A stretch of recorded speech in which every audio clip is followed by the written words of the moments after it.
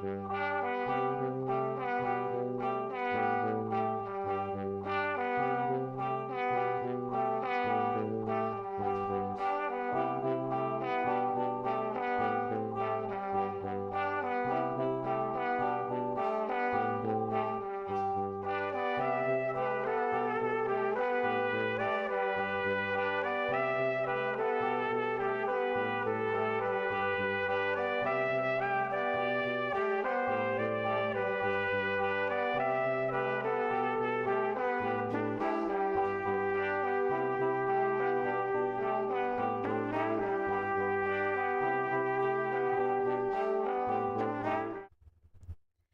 hello, hello, welcome, don't you dare start chewing on my quartz cat. I'm sorry. Hello, hello, hello, welcome, well met. Welcome to the stream, I'm watching you, cat. My cat's walking by and I started to talk and now she's staring at me. But she's awfully close to a cord and I'm worried. Okay, no, she's going now, alright. She knows I'm not talking to her. Alright, distraction over, immediate distraction. I can't help but laugh. Alright, so yeah, I'm Leona Theodosia, and today we're playing the Great Ace Attorney Chronicles. We are on episode 5. And that means we are on the last episode of the adventure side of Chronicles. If you know, you know. And so that also means we're at like a big conclusion case, so I'm excited because hopefully, fingers crossed, I might be able to get it through words. I might be able to get through this case, like get to the end of it, get to the epilogue. Well, that next time I stream The Great Ace Attorney will going to be on episode 1 of the Resolve side of Chronicles. Which I don't know how I'm gonna incorporate in the title. I might just call it episode 6. Actually, I'm probably gonna call it episode 6 because I am playing Chronicles and it's functionally episode 6. But anyway, I'm gonna get a drink of water. What I should have done beforehand. Okay, got my sips of water. Let's jump into the game now. Click. Sushi switch. All right, so let me see. Audio on, audio on. Double check. Yeah, I can hear it. That means you guys can hear it because I have it so that I can hear and you guys can hear. So if I don't hear anything, you guys don't hear anything. Usually. Unless for some reason the settings change. I had the settings change for one stream and it went just... I can't remember what I did exactly, but it messed up the audio. There was an update or something. I think there was an update on my PC, and it messed with the audio. That's it. That's the only thing it messed with, was the audio. It was really strange and annoying. Any case. Okay, I think we're just about to... Yeah. I think we're on the cross-examination. Yeah, we're on the cross-examination. We're not just hearing them talk. So we have Gray Dunn here, who's clearly the culprit. From all we've gleaned before, now we just gotta prove it. I'm getting very distracted by things today. Oh my gosh, there's a skulking brother who's behind. I have to look this way, but he's just staring at Gray Dunn. That's kind of funny. Okay. Let's see. Oh, me. Over quickly the... Ooh, thank you for the emotes. We look over the evidence so I know what I have and what I don't have. Oh yeah, poor Schlums. We figured out how the poor man got hurt. No, I don't want to present any of this. I'll get a ding. I only got 1 ding this whole entire case and so far. Well, I would have had more, but I reloaded because I'm not afraid to reload. Mostly because it takes less time to reload than go through all the dialogue. Anyway, let's see. Now, what has Gray Dunn said? It's been a few days, so, you know, I need to read this. Let's see. I'm not reading his voice. Screw that. I don't want to read it over in his voice again. You're gonna have to watch the previous stream if you like that. Hello, Margaret! Welcome, welcome! Yes, let's see. Naturally, I have the occasion to make use of the pawnbrokering services from time to time. But are you seriously suggesting I colluded with these thugs to break into the place on the night of the murder? I have no intention of admitting to such an outrageous accusation. Even if certain parties here present claim that my blood was found at the scene. Some Scaramouche detectives' homebrewed tincture can hardly be taken as serious evidence. I really wish I remember what Scaramouche was in the Italian play right now. What was it? I think it's like hot-headed youth of some noble lineage, to some extent. At least Graydon's movements are not wild and crazy like he likes to do every now and then when you're talking to him. I said this in the last video, but I hate how this man moves sometimes. It's not I don't even know how to put it into words, but it makes me want to smack him upon sight when he does it. Like an upset cat. Alright, Nothing super jumps out, so I'm just gonna start pressing on things from the beginning. Hold it!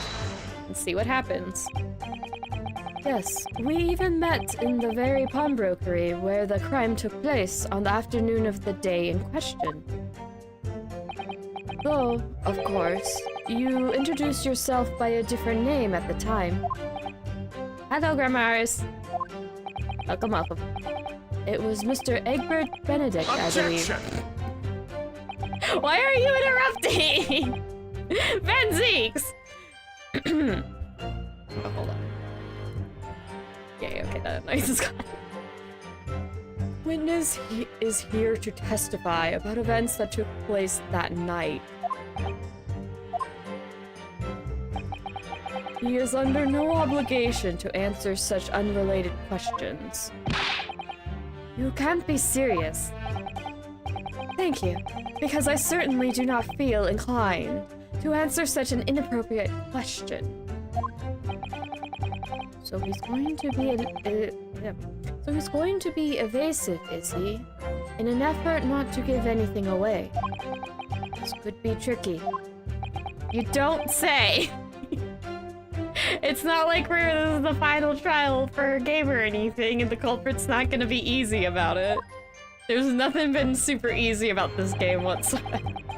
The first case doesn't even give you a hint as to who the actual culprit is, which is highly unusual for an Ace Attorney game. I think...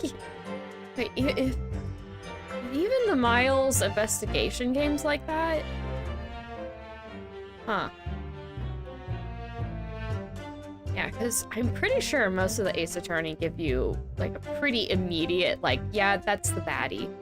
Because you're supposed to be learning game mechanics and kind of tone? You know, what to expect, I guess. In simple terms, but anyway. Hold it! Have you seen these two men before? This pair? No. Don't associate with criminals. Said by a man who introduced himself as Egbert Benedict. I'd like to know who I have to thank for this. Who made this outlandish accusation against me? The young lawyer there in the black. You're wearing black too! You could have just said the young lawyer over there. You didn't have to specify as black. That makes it sound like it's something to be ashamed of, and you're wearing the same color fancies. Gonna give you shite for it, apparently. This is a farce. Please, I'm gonna hit. That's what I was meaning. That makes me cat instincts go, want to smack repeatedly like an upset cat. Oh gosh, I hate when he moves like that. Whose idea was it to permit an outsider to work in a British court anyway? The Strongheart? You want to take it up with him? Discount Vampire's objective because he wanted to know who Graydon's. Grandma Iris, you were very dead set on this Taylor angle. Anyway. Well, needless to say... Not much there. Hold it! not too surprising. I don't think I don't know if we're likely to get much from here either, but nothing's standing out to me at the moment. Probably doesn't help that it's been a few days since last I played. Where were you at around 1 in the morning on the night in question, sir? That is past the hour at which I would normally retire. Certainly. I was not in the company of these rapscallions. You're able to prove that? Objection! Hi, Van Zeeks! I was about to speak, you rude little gutter! You're rude, man. It is just too nice for Van Zeeks to be the only best dressed. You're making me laugh. Listen carefully, my learned Nipponese friend. You two appear to be under a oh wait. You appear to be under a gross misapprehension on this point. What do you mean? The witness maintains he was not at the scene of the crime. He has no obligation to prove his abstinence. Your accusation is that the witness was present at the scene. The obligation lies with you to provide your assertion.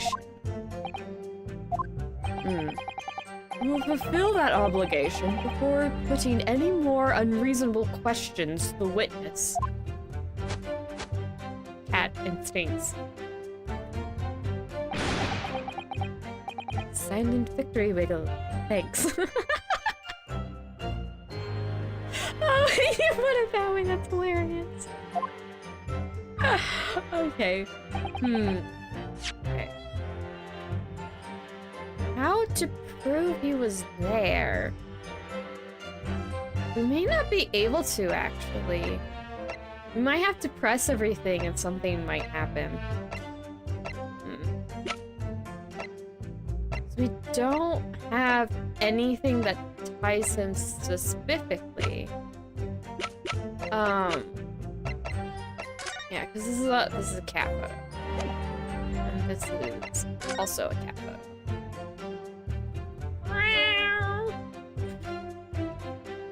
This is competing for the most fabulous in court. He kinda is. I don't know if there's anyone more dressed well than him in the game or not. I guess that also depends on your definition. Whew. Anyway. Hold it! Pressing. That might be what I have to do. Blood was found at the scene of the crime. There's no question of that. Mr. Shlom's chemical analysis has positively identified the substance as such. I am not the only human to have blood running through my veins, am I? How can you be certain that the blood is mine?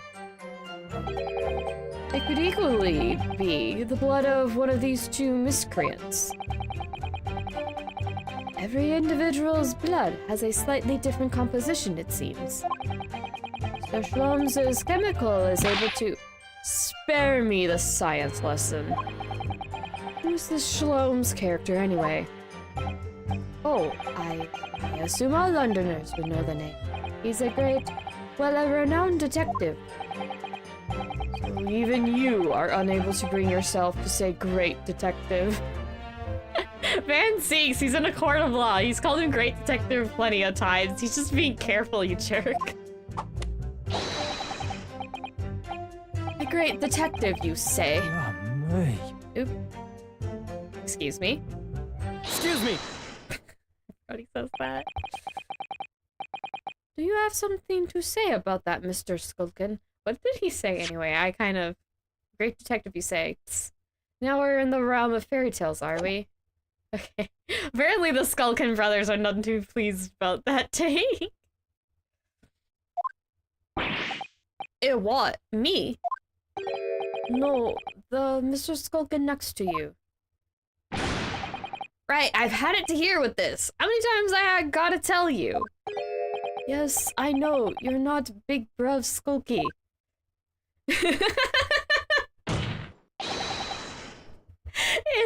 children on the leash, ma'am. Oh my. Oh, that's funny. Really laughing makes me sleepy. Okay. Mr. Nash Skulkin. Core blimey, governor, you what? Well, how to say you got caught off guard without saying you got caught off guard? Relatable. I'm easily just startled. Is it not the case that when Mr. Gaydon just spoke, a thought went through your mind? Would you care to share that thought with the court? Me thoughts? I don't have none of them. Must have been him. You what? Mr. Nash Skulkin, answer the question, please. What went through your mind when Mr. Graydon just spoke? Nothing, honest gov, nothing. I was just thinking. If he waves his arm around that much more, I'll open up the wound again, that's all. What wound? When he took a bullet, of course. It was only 2 days ago. Ain't gonna be healed up yet. So I was, well, you know, I was worrying for him and... Oh, L's bells. Mr. Graydon, did you hear that?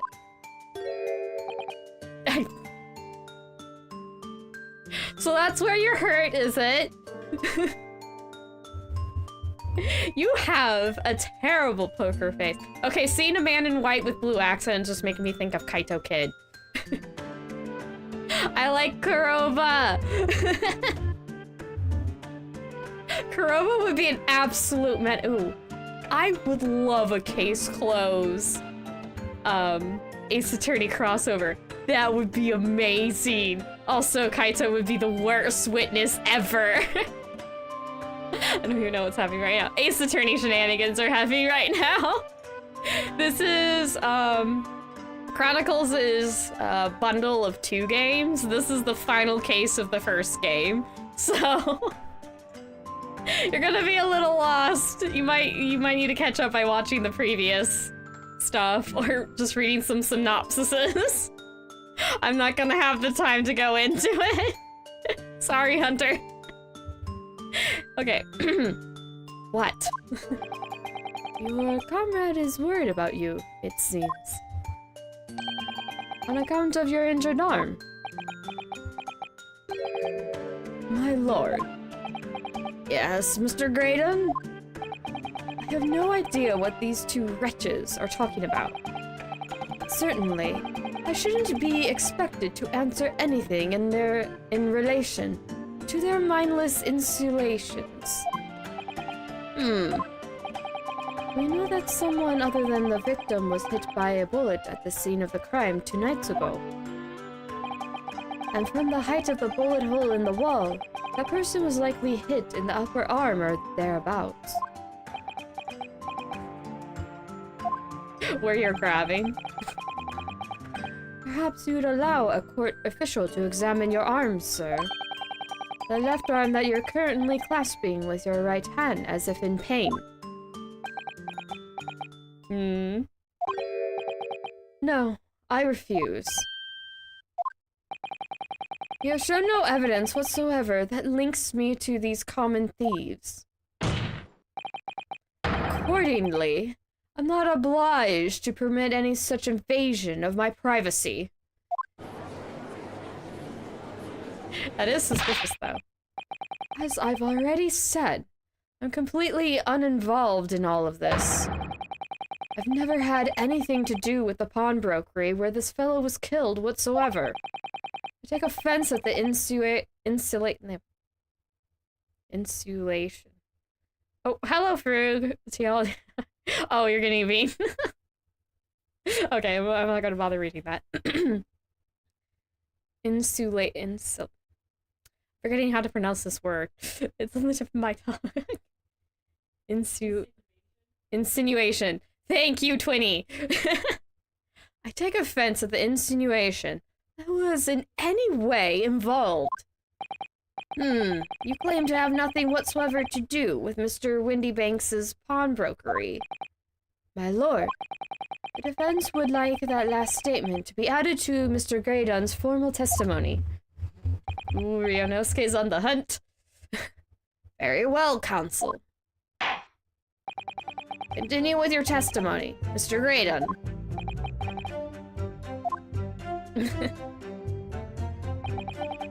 Bottom line is, I never had anything to do with the pawnbrokering establishment where the man was killed. Okay. I don't have anything. Oh,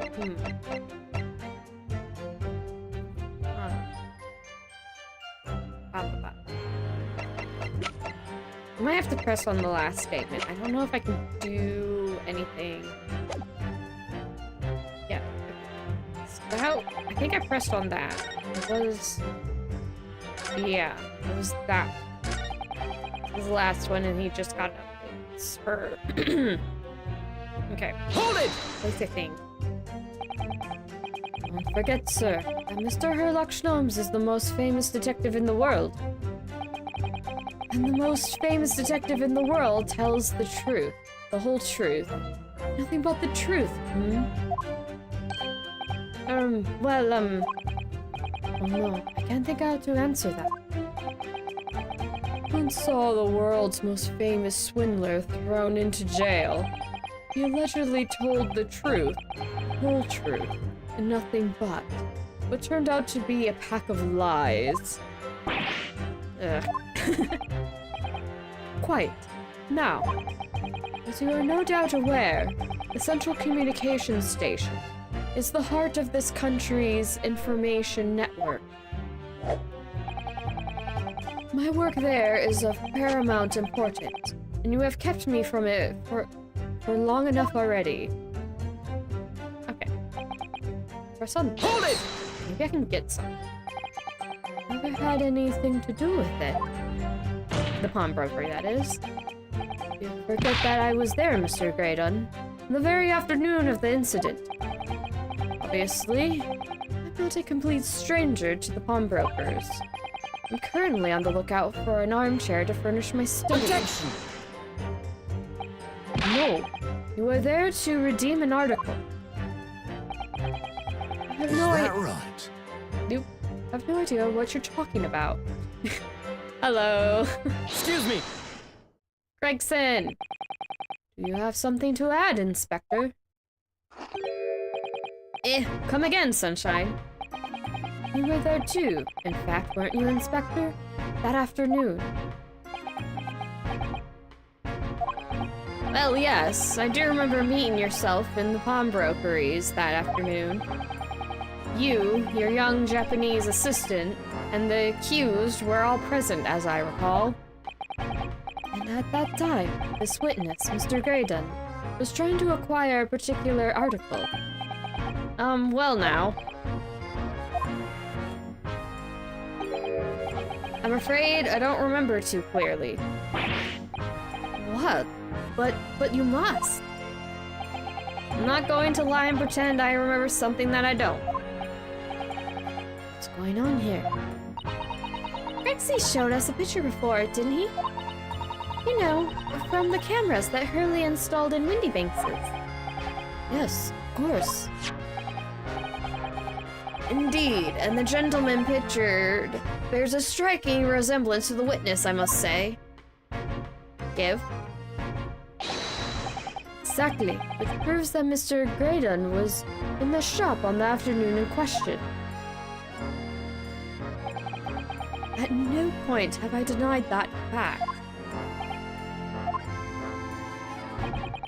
I merely entered the shop to peruse the articles on sale and have a word with the broker. Nothing more. This makes no sense. I understand why Mr. Graydon might be trying to cover his tracks. Why would Gregson be trying to avoid giving testimony about what happened? That's all he's going to say on the matter, is it? Oh, I think this is wraparound dialogue. What do you think, Runo? I think he has no intention of telling us anything. He is well aware that the less he says, the less chance he has of giving himself away. The complete opposite of Hurley, then. He seems to think the more he says, the better. Well, at least I managed to prise a little more information from these witnesses' lips. Thanks to the Skulkin brothers. Yes! They were the key to it, after all. So he says he has nothing to do with Windybankses. But we know that's not true. Perhaps now would be a good time to have a proper look through the court record. Yeah, that was my next idea. Oh, that was loud. Sorry. Good idea. You never know what tiny scrap of information could become a valuable weapon. Ignoring you. Okay.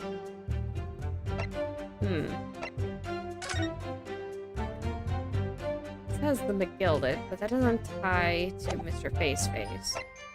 I don't think Schlimm's pouch is going to help.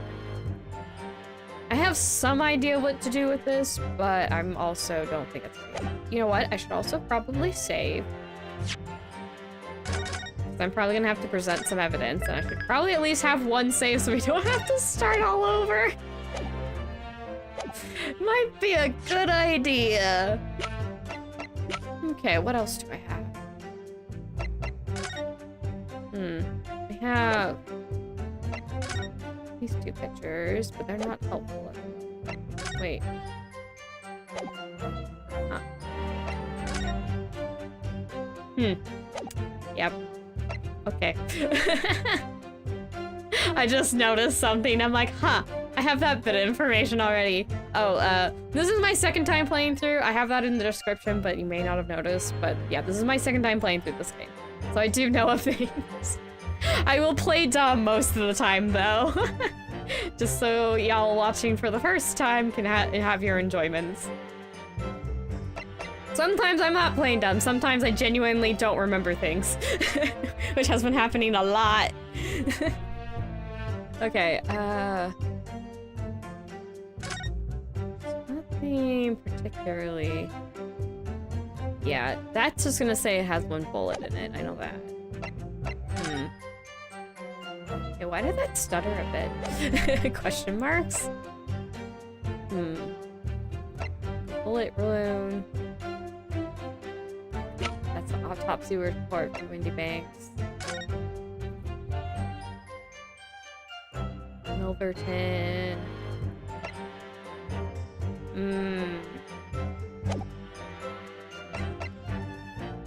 Not sure. Okay. Maybe I should just present the disc. Let me try. I don't know why I'm saving again, but okay, I am. I'm like, I didn't really need to do this, but... Shrug emoji? Okay, let's try just presenting the disc. I don't know if it's gonna... I doubt that it's going to do anything, but... Objection! Oh no, the music cut out. That is usually a good sign.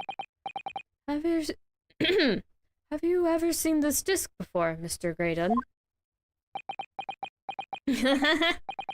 Why? Is this supposed to mean something? This disc was, until the day of his murder, in pawn in Mr. Windybanks' shop. It was redeemed by the defendant, Miss Gina Lestrade, that afternoon. However, somebody mysteriously appeared to try to take it from her. And that somebody was you, of course. Wasn't it, Mr. Graydon? Overture to pursuit. As I have reiterated numerous times now, you are mistaken. It was not me. I've never seen that disc before in my life.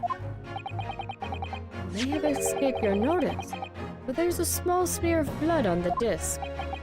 Ah yes, resulting from an abrasion of the thumb, perhaps. That's right. The surface of the disc is covered in hundreds of tiny metal bumps. In a skirmish to acquire the disc, the thumb of the person who tried to take it suffered minor lacerations. So, while the disc bears the remnants of that skirmish in the form of the smear of blood, the thumb of the person in question must bear the remains also, in the form of a scratch. Good gracious, indeed it must. Mr. Graydon, you refused to allow a court officer to examine your arm before. Are you now going to refuse to allow us to examine your thumb? Because I have no doubt that it bears a small scratch consistent with the smear of blood on this disc. What's your play? Well, well. It would seem I underestimated you. What? What is the meaning of this? So you admit it now. You admit you have a scratch on your thumb from when you attempted to take the disc from the defendant.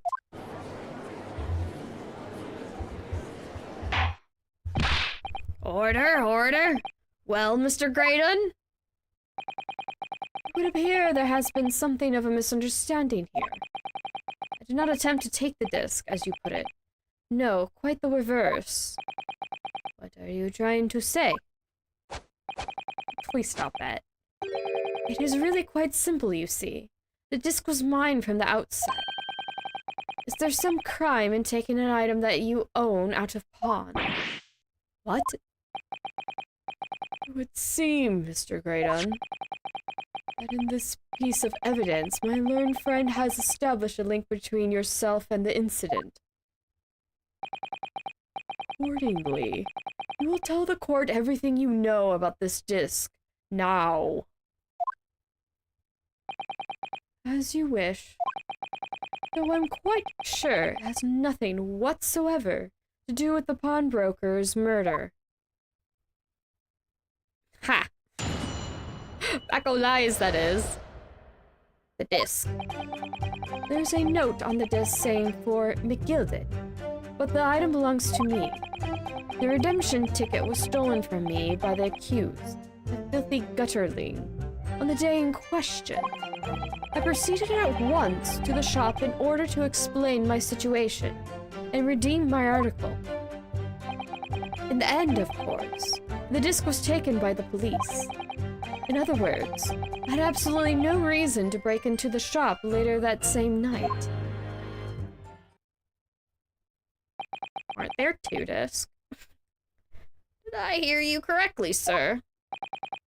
McGilded, you say? The famous London philanthropist. That's hard for me to say right now. Who perished in this very courtroom 2 months ago after being acquitted of a distinctly messy murder. Yes, my lord. The one and the same. Good lord, Mr. Graydon! Are you saying that Mr. McGilded and yourself were acquainted? Yes, that's correct. I can't stop thinking about Kaito Kid with that white outfit! Order! Well, I certainly didn't expect to hear that name uttered here in my courtroom again. According to what Gina told us, this disc was placed in pawn on that fateful night 2 months ago.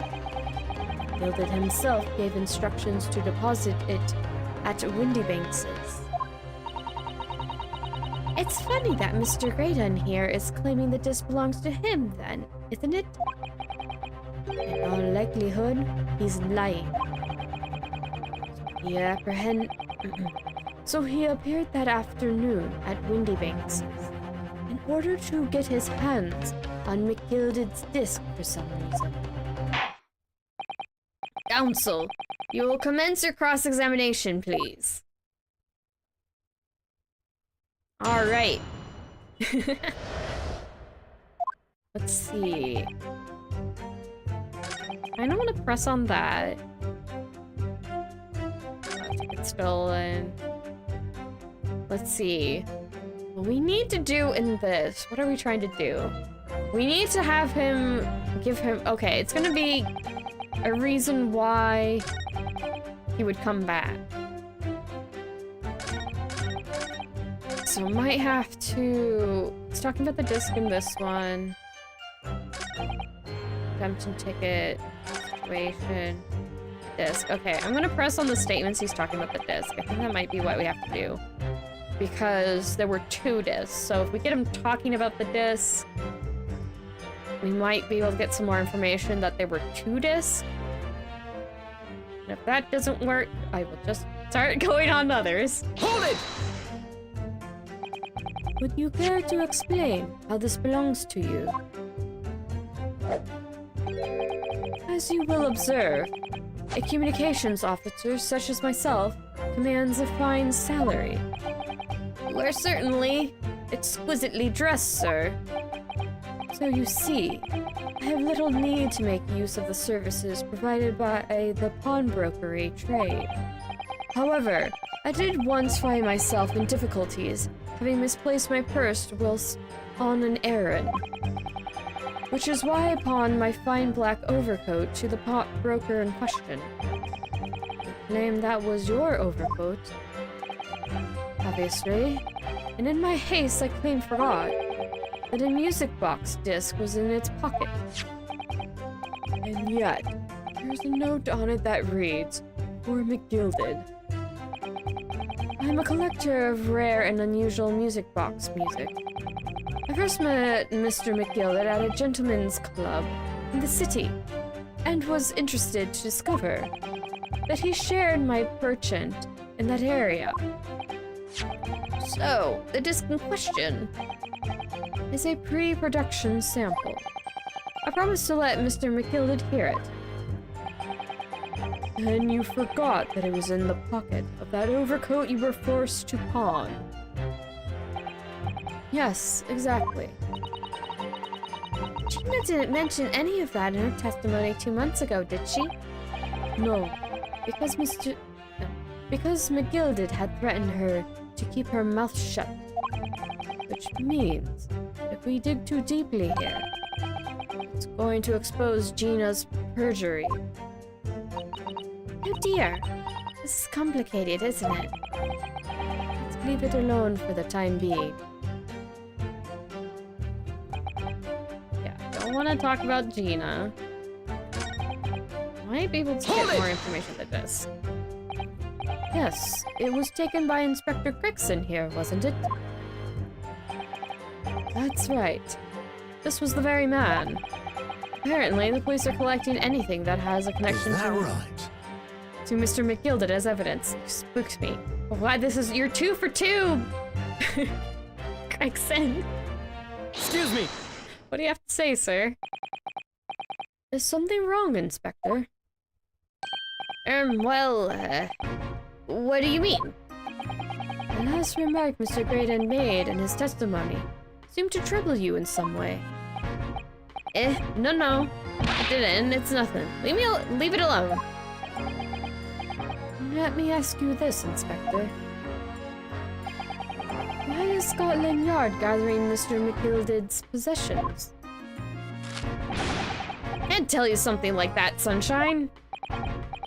What is it, Inspector? Investigative secrets. Yes, exactly. You should know all about that. Magnus McGilded, who died so unexpectedly after his trial 2 months ago. A man renowned throughout the capital for his great contributions to public life. Yet he had a dark side too. Where are you going with this, Van Zeeks? I suppose the police are dealing with the aftermath of his nefarious activities, are they? That's enough! Coppers like me have duties to carry out that we're not at liberty to talk about. That's all you need to know. Duties conferred by Lord Strongheart, I presume. The Lord Chief Justice appears to have great faith in you, Inspector. Ew. Bottom line is, if you want to get more out of me, you're gonna need Lord Strongheart's paw print first. What's this all about? It's like there's something going on between Gregson and Lord Van Zeeks here. Well, it would appear that the Inspector has revealed all he is at liberty to reveal. Mr. Graydon, let us return to your testimony. Gladly, my lord. Okay. I don't want to press on that yet. What about this? Have you ever been to Windybanks before? Only once, for the purposes of pawning something. But like many, I enjoy browsing in such establishments. But when you noticed that the pickpocket had taken your ticket, you chased after her. Is that correct? Yes, that's right. I didn't notice at first, of course. Such is the art of the pick purse. But when I did, I headed to the pawnbrokery at once, in order to reclaim my coat before the thief could. I was merely trying to recover what was rightfully mine in the first place. He can say what he likes because he knows we have no evidence to contradict him on this.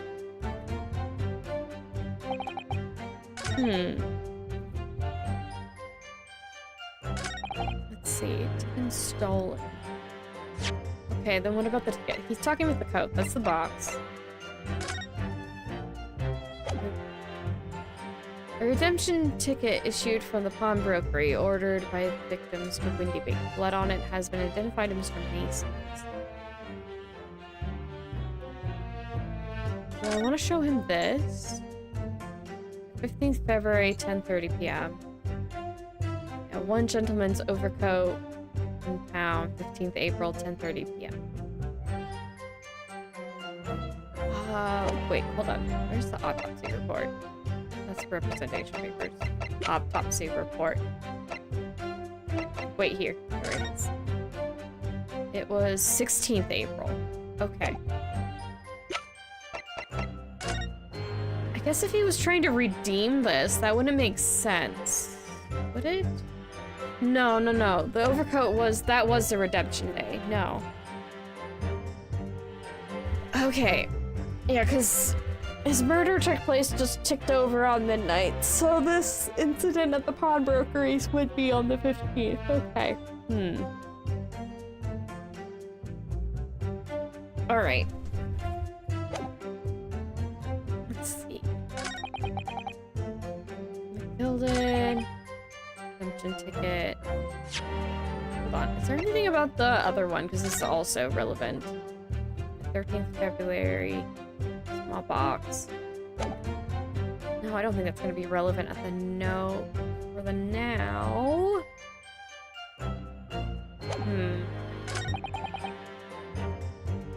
Situation. Okay, I don't think we've pressed this one, so I'll try just in case.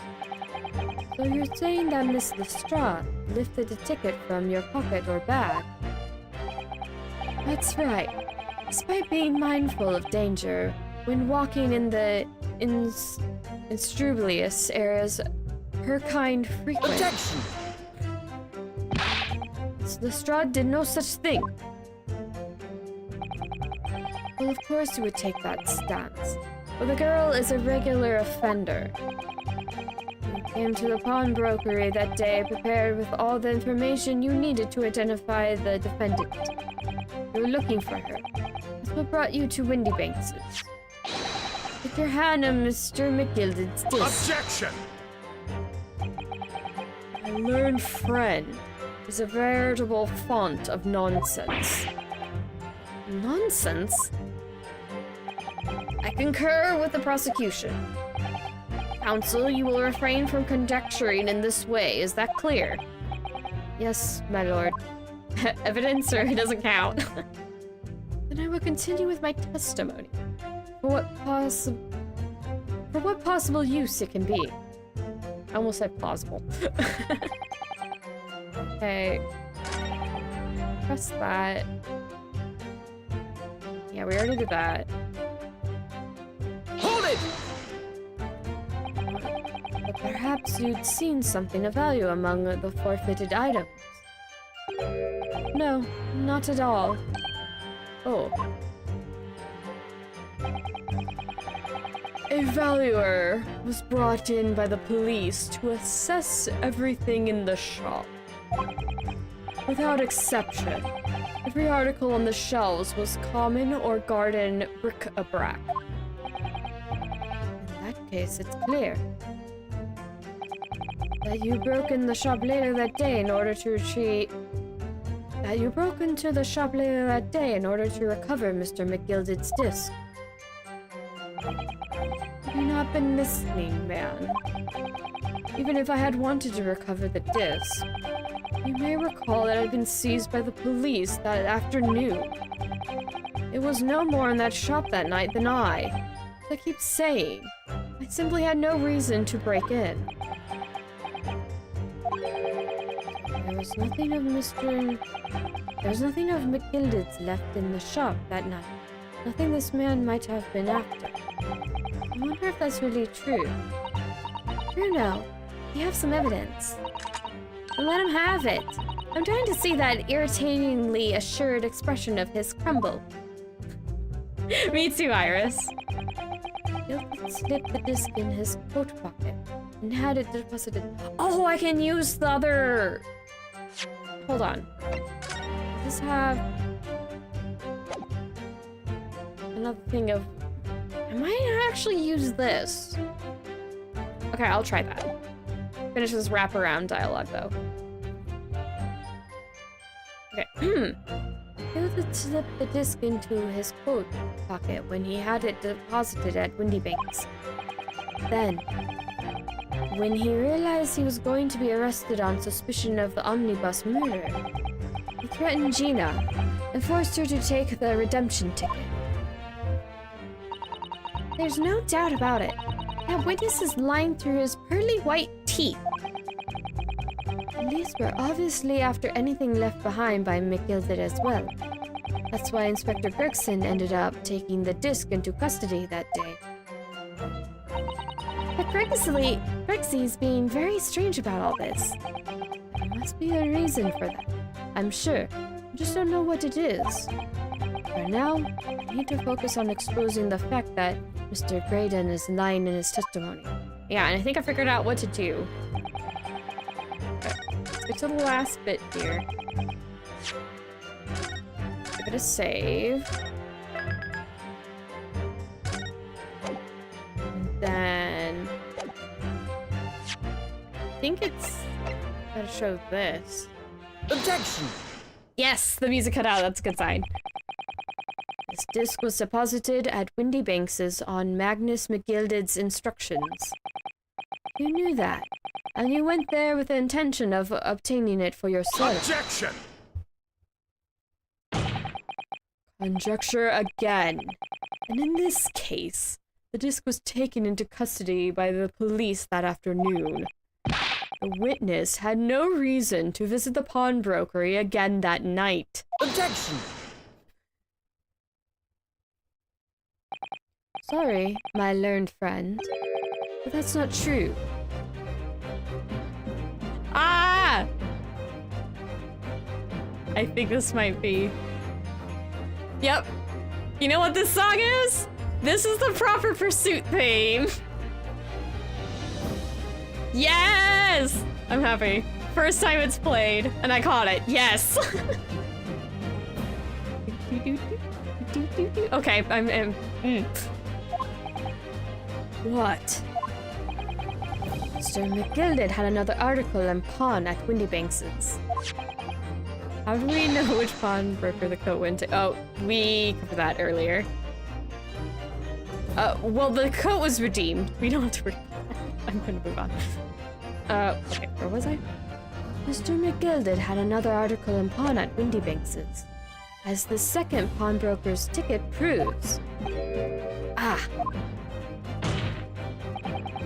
There were two articles belonging to Mr. McGilded in Windybanks's pawnbrokery, and the reason you broke into the shop that night was to recover the second one. Together with your two accomplices, the Skulkin brothers. This is the second ticket, is it? What had the man deposited? Article description reads, one small box. Rather vague description, it seems to me. Are you suggesting that I broke into the pawnbrokery with these clowns in order to steal some trinket box? I believe there are adequate grounds to suspect that you did. This is absurd. Why on earth would I do such a thing? Once the article had been forfeited, I could simply walk into the shop and purchase it. There would be absolutely no need for me to resort to theft. That's a good point. Indeed, the witness makes a solid argument. So that means, for some reason, this Graydon fellow needed the small box that very night, does it? Objection! Rude! Vanzeeks, I will tolerate you interrupting Ryunosuke. Don't you dare interrupt Iris, you big hunk-a-lunk. Okay. It's time to put an end to this nonsense, my lord. Could you be a little less cryptic, Lord Vanzeeks? I do hate to ruin my learned friend's argument, but the truth is quite incontrovertible. On the night in question, no small box was taken from Windybanks' pawnbrokery. And rest assured, the prosecution can prove it. What? Good gracious! Inspector, show the photographic prints to the court if you please. Thank you! I've been waiting for these! Okay. Thank you for the emote. Yes, sir! What prints? These prints were taken from one of the detective's security cameras. Ah, are these red-handed recorders again? As previously explained, using this plan of the shop layout, the victim's establishment was furnished with automatic cameras in 2 locations. One was set to capture the counter where Mr. Windybank received his customers, and the other was set to capture the shelves on which the articles were placed for sale once forfeited. According to the information on this ticket, the McGilded small box had been forfeited already, 2 days before the incident, at 9 p.m. on the 13th April to be precise. Which means it would have been on the shelves of the forfeited items in the shop front. Now, what I have here is a print taken by one of the cameras about 2 hours before the incident. That's at 11 p.m. on 15th April. The victim certainly had a very full shop, it would appear.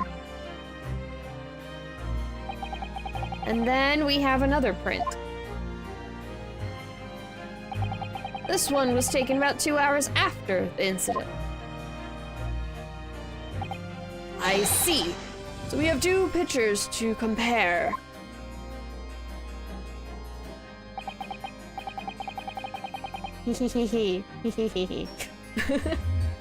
Oh, I must say, placing them side by side leaves me cold.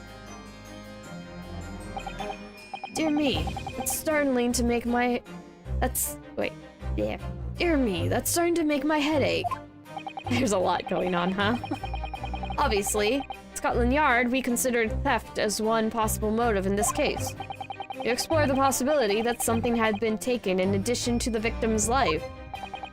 So your men have already compared these 2 prints thoroughly, Inspector. Yes, sir! We counted every single item each of these 2 photographic prints. And the Yard's conclusion is that exactly the same number are present in both. In other words, it was taken from the pawnbrokery on the night in question. And my learned friend's assertion is nothing more than hopeful fantasy. Don't believe it. I could have just shown that he's stolen McGilded's pawn box. Jeez. I might have been able to break him down at last. You know what, Bruno? I've been thinking.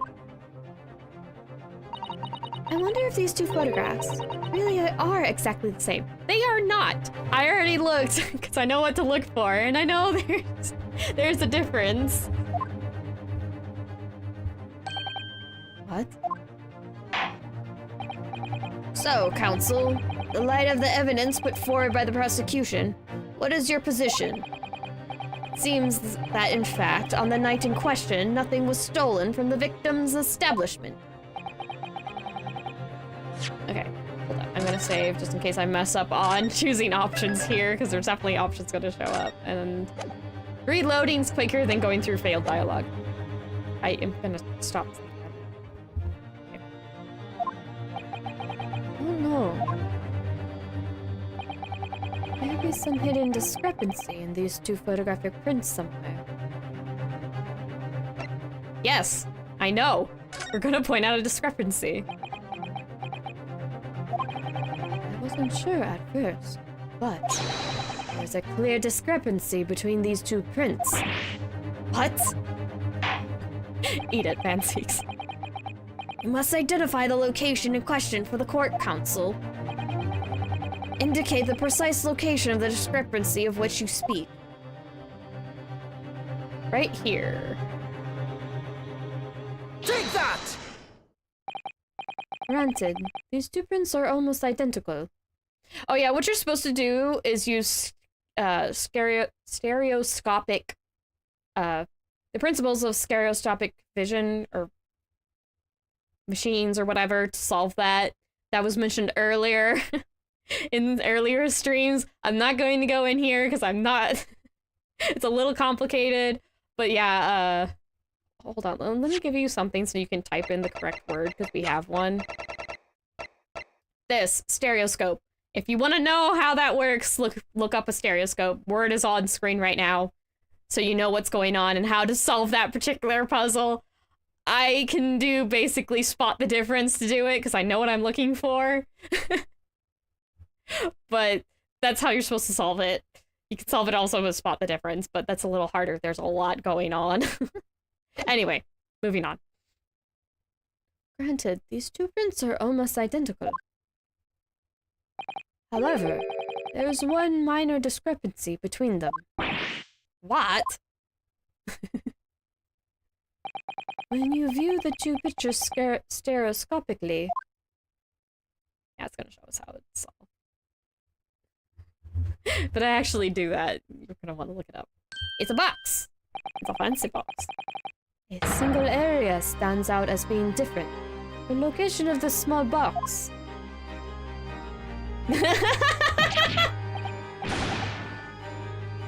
Oh, it's never not gonna make me laugh, is it? Venzeeks, what are you talking about? Takes out his stereoscope. Let me... Wait. Unbelievable! Always makes me laugh every time. And that is why Venzeeks has a stereoscope. Because you have to go cross-eyed. By Jove! You're right! How extraordinary! What this tells us is very simple. Mr. McGilded's small box was indeed not stolen from Windy Banks's on the night in question. However, there can be no doubt somebody picked up this particular box and then returned it to its place on the shelves. Are you suggesting that the small box originally deposited by Mr. McGilded is in fact... Yes, the very same small box I just identified on those photographic prints. Objection! Mindless guesswork. What if it was? Kind of missed the voice there. The box was moved on the shelf. Nothing was stolen. Which means, quite simply, that nothing has changed. That may be true, but... Alright. Mr. McGilded's box wasn't stolen then. Doesn't the fact that it was moved like that change things? Yes. It's a box, there could be stuff in it. I believe this changes everything about the case. It also gives Mr. Face there a reason to go there because he wanted something in the box. How can that possibly be? The crucial point is the fact that what was moved was a small box. In other words, we have to consider what might have been inside that box. What are you suggesting?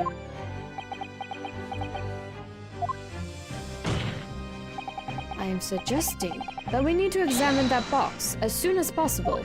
A vital piece of evidence is sitting on the shelves at Windybanks' as we speak. Objection! It won't be necessary. Some little box belonging to a man who died 2 months ago can't possibly be relevant to this trial. Court does not uphold your objection, Lord Van Zeeks. Bailiff, arrange for an officer to go to Baker Street at once. Obtain the small box in question and bring it back here for further examination. Progression! Ryunosuke. This Ryunosuke and Van Zeeks are death glaring at each other. I'm gonna put you in jail, mister. Mister, I move in the unsettling manner. We should have a report within half an hour. I think perhaps we should recess for a short while until the evidence is brought forth. Be hoodwinked by such a farce. Disappointing. Beg your pardon, Lord Van Zeeks. I'm gonna make you eat your words, Van Zeeks. There's nothing more but a smokescreen. A Nipponese specialty, it would seem. I'm going to kick you in the shin, Van Zeeks. Quit being a jerk, Van Zeeks. What are you trying to say? My learned friend has persisted with the same line of reasoning from the very beginning. But this witness's intent was to steal an article belonging to Mr. McGilded from the pawnbrokery. Yet common sense tells us that none of the articles have value enough to be worth stealing in the first place. I'm gonna make you eat those words. I'm so aggressive about this. Exactly. It would be beyond absurd to break into a place for purposes of stealing such commonplace property.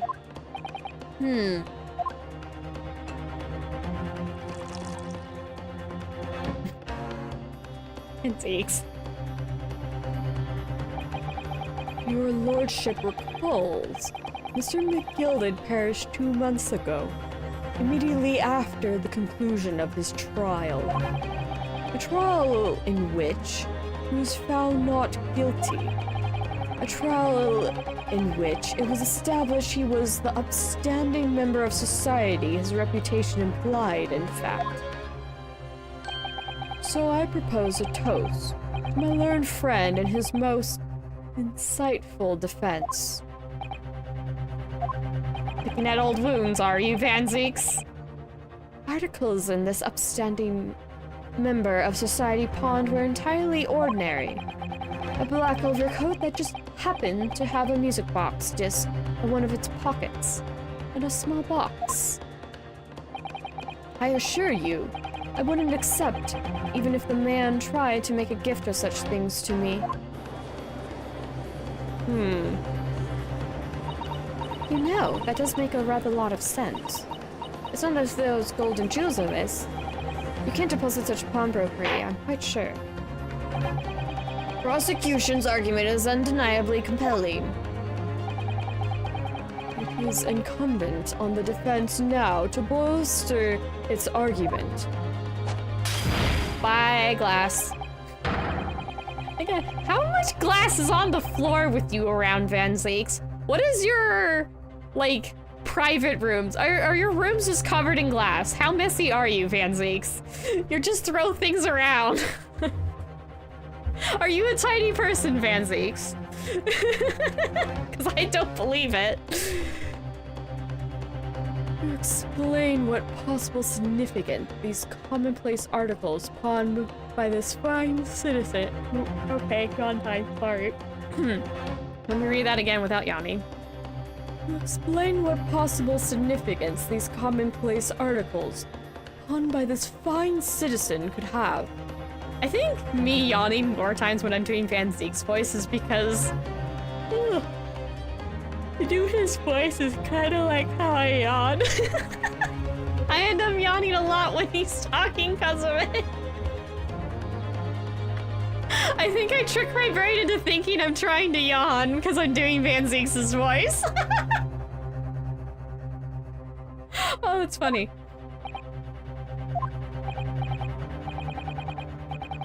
I also need to make sure I close my eyes when I yawn. Because when I see myself on this screen, I end up making myself yawn more too. Oh gosh. Ugh, I need to wake up. Maybe I should smack my face like Ryunosuke does every now and then. Wake up. Well, Counsel, is your argument in fact demonstrable? Are you able to show proof that the disc or the box are in any tangible way related to this case? Thank you for the emotes. I'm gonna save because I'm less sure about what I'm supposed to do here. Hair and mouth. Well,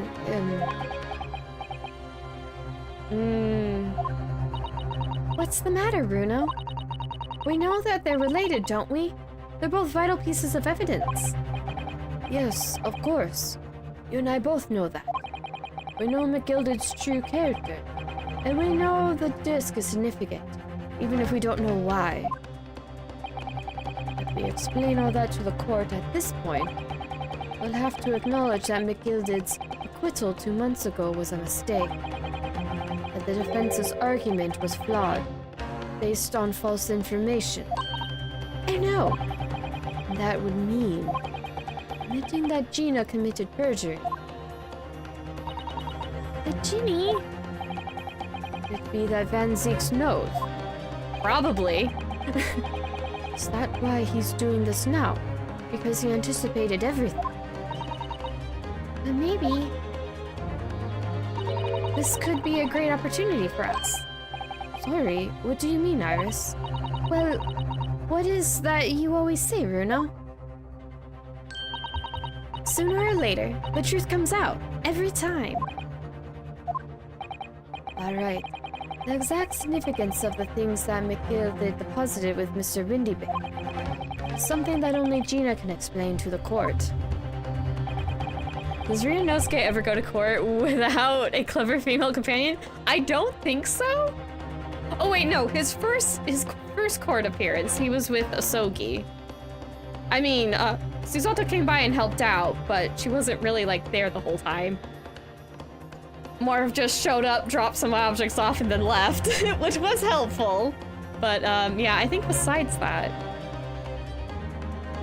I mean, she kind of helps during the second episode as well, even though that's, kind of. She's very suspicious of Ryunosuke until the very end of that episode.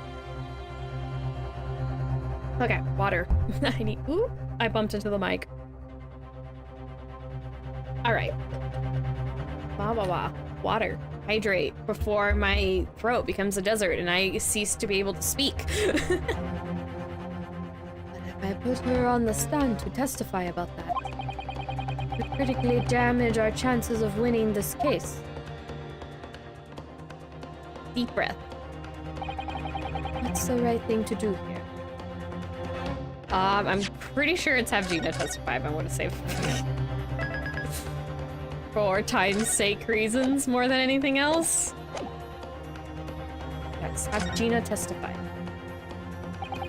Also, it's done by their hands, so it looks better for us rather than having, like, Van Zeke's pointed out. My lord, the defense would like to make a proposal. Oh? What proposal, counsel? While the court awaits the arrival of Mr. McGilded's small box, I would like to call the defendant, Miss Gina Lestrade, to the witness stand. A defendant? To what end? It's to do with the various articles deposited at Windybanks's by Mr. McGilded, my lord. Miss Lestrade has information relating to them. I believe it would be beneficial for the court to hear what she has to say. It will provide the significance. It will prove the significance of the articles in question once and for all. Well, well. Oh, that's not the right voice. Well, well. Things are becoming interesting. I presume you've considered the implications of the testimony you're proposing. In particular, the impact that will have on the accused's standing, and indeed your own. I have. Lord Van Zieks, would you care to explain that last remark? Prosecution accepts the defense's proposal. I move to interrupt the cross-examination of the current witness and hear from the accused herself. Very well, if you have no objection. So, the court will now hear the testimony of the defendant, Miss Gina Lestrade. You witnesses currently in the stand may step down until further notice.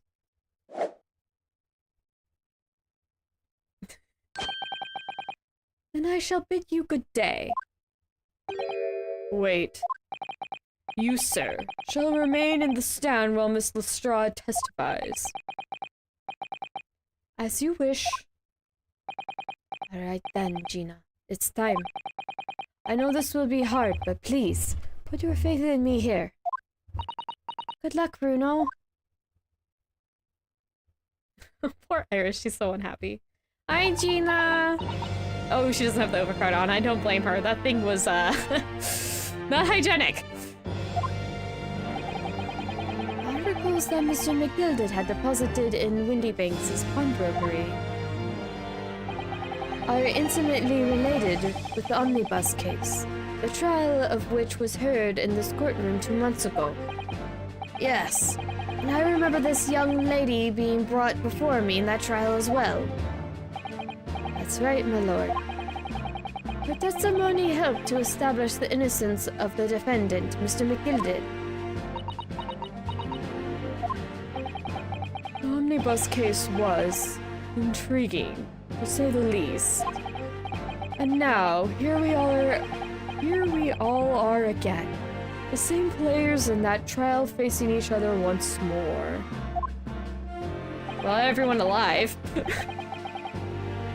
twist of fate, perhaps, my Nipponese friend. Big breath. Allow me to recap the events of 2 months ago. An old brickmaker was stabbed to death in an omnibus running along London's winter streets. Apart from the victim, there was only one other person in the carriage, Mr. McGilded. Naturally, he was a prime suspect for the murder. But as the trial progressed, another possibility emerged.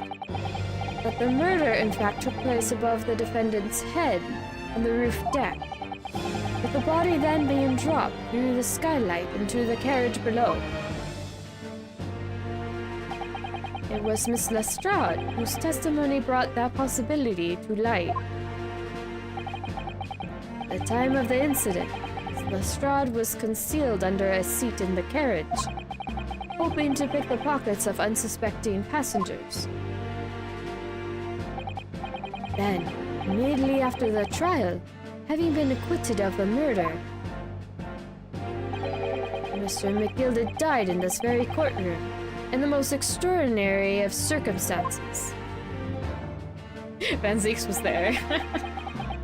You can see the judge being taken aback, aghast. Van Zieks is the one who was the figure on the right. He's wearing his cape, though. He's not wearing his cape right now, so his silhouette doesn't really match. A mystery that remains unsolved even now, 2 months on. As indeed does the omnibus murder itself. Be that as it may, I recall neither the disc nor the small box being mentioned in the course of those proceedings. Miss Lestrade. Would you tell the court now, please? what really happened in the omnibus 2 months ago. I don't know what you mean. I already said all of what I know. And what about everything you told us yesterday from inside your prison cell? Please, Miss Lestrade. This is extremely important. But... Remember, little girl, if it transpires that you willfully withheld information in the trial 2 months ago, the Home Office will seek to prosecute you for perjury. And naturally, you will lose all credibility as a witness. Although, let's face the facts, you have little credibility to lose. You're so mean, Pansy! Oh, Gina. Jeannie, don't listen to him. Please, you have to trust Runo now. Iris? We're on your side.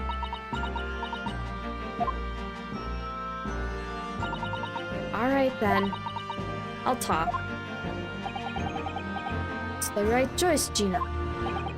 Well, it would seem that my learned friend is hell-bent on bringing the entire courtroom down about his ears. So be it. Ben Zeeks is like, what is going on? This doesn't make sense, but alright, I'll watch. He's gonna get the popcorn out any moment now. I must confess that I'm struggling to understand what on earth is happening here. However, it would appear that Mr. McGilded's pawned articles in that extraordinary case of the omnibus harbor secrets of which we have been hitherto unaware. The omnibus case is episode 3, by the way, in case anyone needed that detail. I should have mentioned that a bit earlier.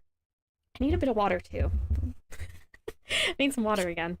Teacup, even though you can't see it. I'm bringing out my teacup. It's off screen, but I'm gonna use my teacup.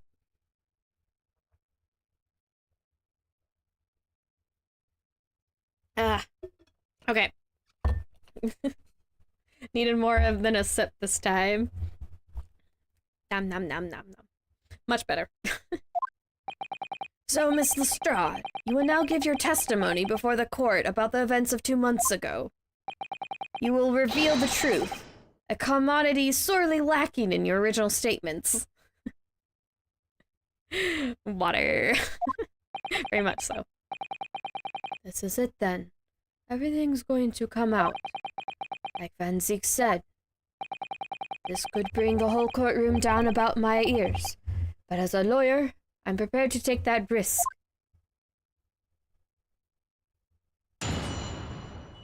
The real truth of the omnibus case. Truth is, that Brickmaker Cove was in the cabin of the omnibus the whole time. When the Irishman dragged me out from under the seat, I saw that disc on the floor. All of a sudden, I heard a scream from over me head, and that pair on the roof deck went off to call the slops. That's when McGilded slipped the driver some tin to do a run to the pawn shop roundabout. He threatened me not to snitch, not to say nothing to no one about what he'd seen or heard. Oh, what I'd seen and heard. Good grief, this is outrageous. Just told the court bears almost no resemblance to your testimony 2 months ago. As you say, my lord. Then there's every chance. I may have educated an error in Mr. McGilded's trial. It sounds very much to me if the man deliberately deceives this court, in an effort to cover up the most wicked of schemes. Without doubt, your lordship is correct. A great injustice was done in this courtroom 2 months ago. The actions of the accused in the trial of this witness and of my learned friend are entirely inexcusable. I don't believe it. The whole trial was a farce. Is that all lies? The McGilded fellows ran to the court, just like that pickpocket. Don't forget that lawyer from the east. They're all in it together. You're wrong, a lot of ya. Mr. Naruto, the lawyer there, he didn't know nothing about it. Humbug. I don't think so. Are we really to expect to believe that? He really stitched everyone up, didn't he? What an operation to get the man off scot-free. Unforgivable. Stop. The lies have to stop. Stop. That's a funny sentence. Yes, the defense made a terrible error of judgment. I intend to take full responsibility and suffer whatever consequences are deemed appropriate. However, it's imperative that the court allows the witness to elaborate on her testimony, because the true significance of Mr. McGilded's pawn articles must be brought to light. Very well. I learned, student friend. Oh, he called him student friend. In the depths of calamity you've just plunged yourself into, this may well be worth hearing. Van Zeeks is like, what is this little man on about? Words fail me. The situation is utterly deplorable. Mr. Naruhodo. Yes, my lord. I will decide upon your fate following the conclusion of this trial. Of course, my lord. I mean, Mr. Naruhodo. Now, counsel, proceed with the cross-examination. She's so sad. Poor Gina. Okay. I think I just have to press on everything, maybe? Hold it! And you were hiding in the cabin at the time as well, weren't you, Miss Lestrade? If I remember rightly, in the storage compartment under one of the seats. Yeah, that's right. It's pitch black under there, so you can't see nothing at all. Now, in your testimony 2 months ago, I feel certain that you claimed Mr. McGilded was the sole passenger, did you not? False testimony, my lord. That's what he told me I had to say. It's important that you tell us the truth now. Mr. McGilded and the victim acquaintances. I don't know. But I did hear him talk. I did hear him talking a lot. What were they talking about? Well, I couldn't hear too well, but I've had to say. I think it was about money or something. They kept talking about buying and not buying. Perhaps business dealings of some kind. Well, anyway, they got louder and louder. It started to sound like a proper fight. I was pretty scared by then. I hardly dared to breathe, and then all of a sudden, I hear a noise like someone keeling over on the floor. It was a blooming loud and all. I believe you just let out an involuntary scream. Yeah, that's what gave me away. Hold it! It's the disc you saw, this disc. Yeah, I reckon it probably was. It was right next to the cove laying on the floor. But this disc have belonged to the victim, perhaps. I don't know. But McGilded picked it up pretty smartish. And then he sat the cove with the knife in his belly up on the seat. What did he say to you at that time? He told me not to say a word about what I'd seen or heard to no one. About the disc and all. I was dead scared. There's no way he was looking at me, though. If I didn't go along with it, I got stuck with that knife too. Then he started asking me a load of questions. Like what my name was and where I lived in that. He asked me about being a diver too. After a while, what happened in that garage was noticed. Yeah, that's right. First there was a kind of rapping noise. And then screaming, pressing. There were 2 gentlemen occupying the seats on the roof deck, I believe. That's right. Mr. Fairplay and Mr. First, if I recall correctly. They must have looked down through the skylight and noticed the cove with the knife in his guts. When they screamed, the driver pulled up the horses, and McGilded got me out of sight. Out of sight? Where? Back under the seat where I started off.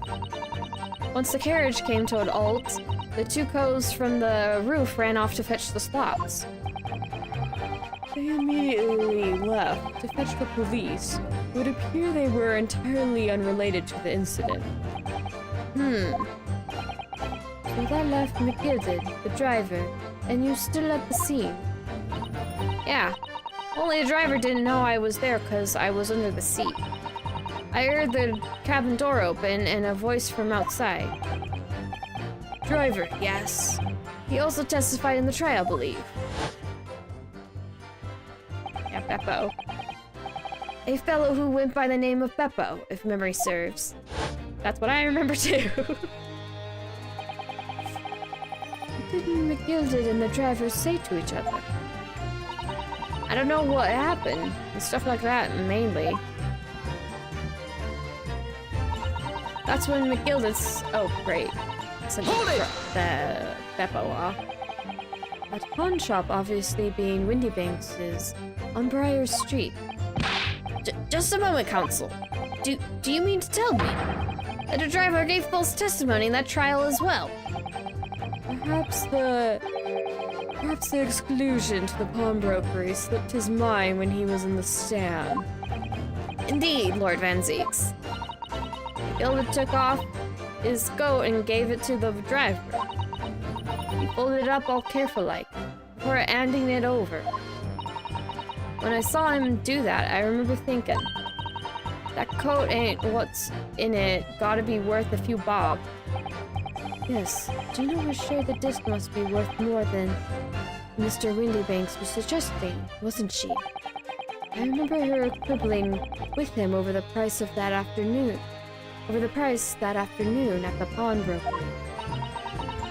The driver looked pretty happy when Mr. McGilded flashed some brass in his face. He went running off at a lick.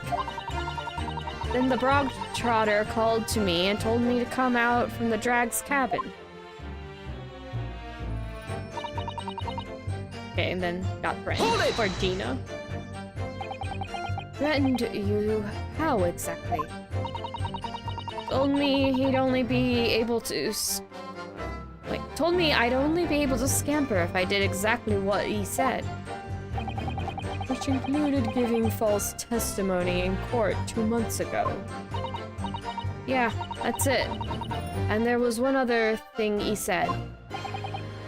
Which was... He told me I'd have to hang on to the ticket from the pawn shop and make sure not to lose it. The ticket? Well, I never. Said that if he didn't show up to get the ticket off me before 2 months passed, I had to go to the pawn shop and pay the money to keep it in lug, to stop it from being forfeited. He left me with some brass to pay for it. But really, why on earth would Mr. McGilded have done such a thing?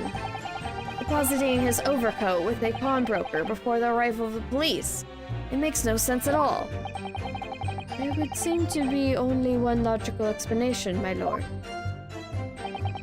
What McGilded had the driver deposited at Windybanks's was something he didn't want the police to see. Something very important that he needed to hide at all costs. Anyway, after that he let me go, so I legged it before the coppers showed up. Well done, Jean. I can't have been easy to tell the truth like that. She's really putting her faith in you, Bruno. Yes, and to thank her, she'll have to face a charge of perjury once this trial's over. We need to use the time we have now to get as much information out of her as possible. It's time to really go for it. Press her on every statement. I have. I thought. I suppose I should. Oh, and another thing. What's that? Take a look at those two. Isn't it strange they've been whispering to each other the entire time? I did notice. Greydon turned around. I'm like, what are you doing? Yes, that is strange. It looks like they're having a secret discussion about something.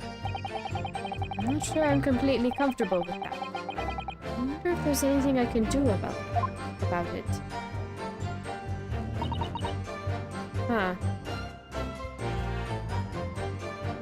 So I need to get them talking, so... okay. What do I have? Wrong button. What do I have? Do I have?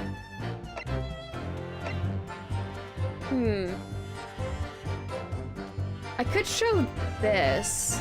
This has relation to Mason. I might have to show it.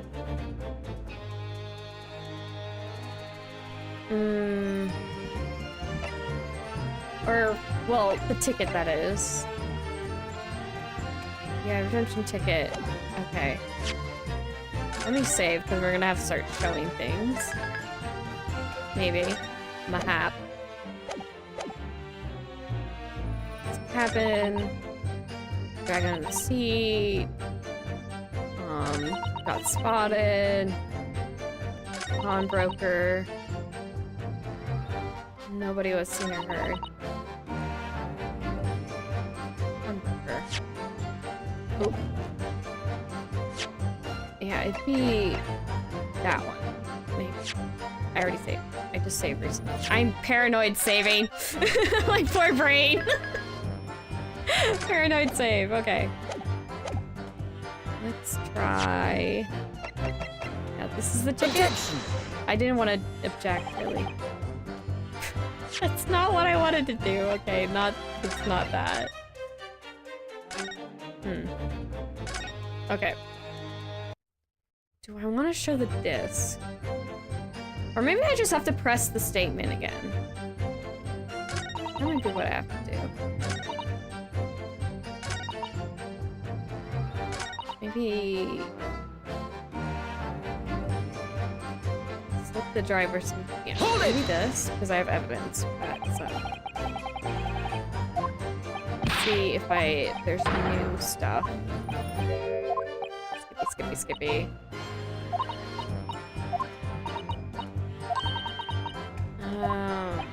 Okay. Let's skip through it just to see if it... no.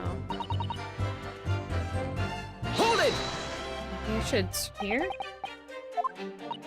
I guess it's just... oop, hi, Vansies.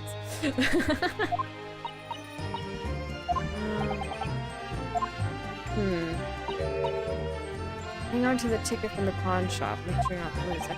Oh, maybe I have to show it on this. Yeah. Maybe I should show the pawn ticket. Okay. Skip through that. Wait. Oh, okay. Yeah, this has a lot of the orange dialogue, so it's probably in that statement. This is gonna be the wraparound dialogue. Yeah, this is wraparound dialogue. Saying... same thing over again. We need to get those two. Yeah. I think it's that last statement that's key here. Oop, don't go over again. I don't have that coat.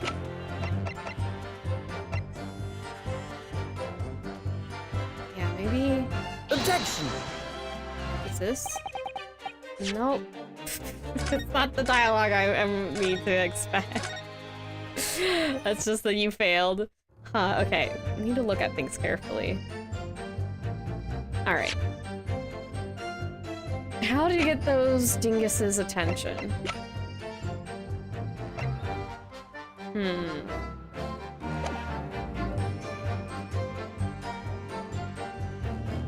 Alright.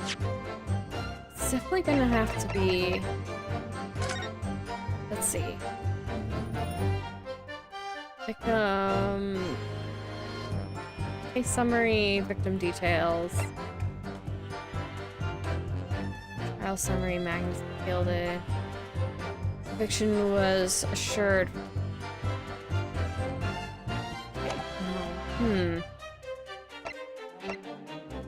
get...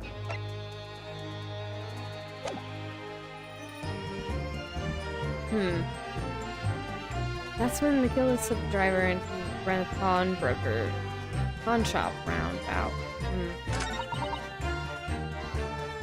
Her roof deck.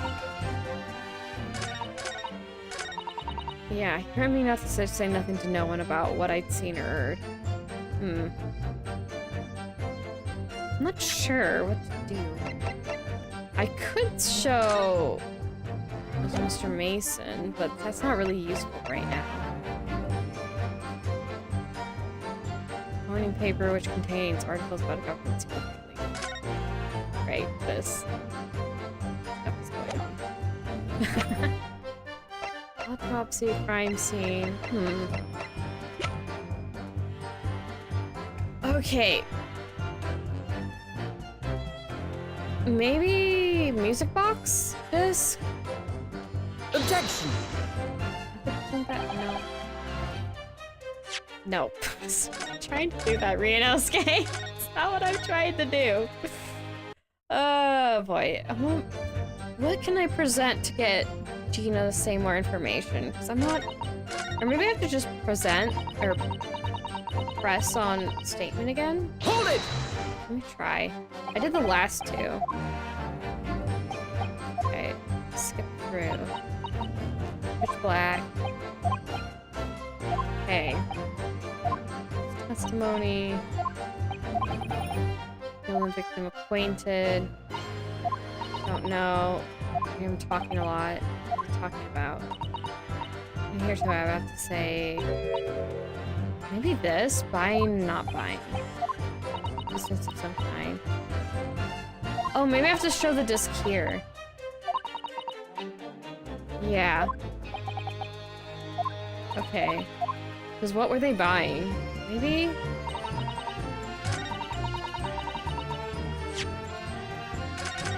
Maybe... Well, it's not like... Yeah, new information. I gotta stop doing this. I haven't saved already, I just keep paranoid saving. Hold it! Disc on the floor. This disc. Yep. Okay. Skimming through the dialogue, trying to get... Mr. McGill didn't want it. Told me not to say a word what I'd seen or heard. No one but the disc and all. Yeah. She was scared because she didn't want to die. Just told McGilded about everything. And they got discovered. What did she say about getting discovered? Two gentlemen. Yeah. Yeah, buffery, very much so. Skylight.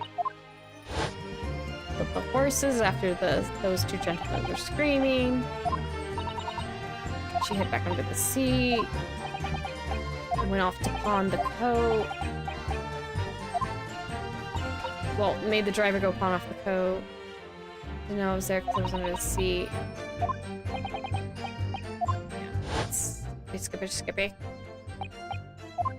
Just them stopping the cabin.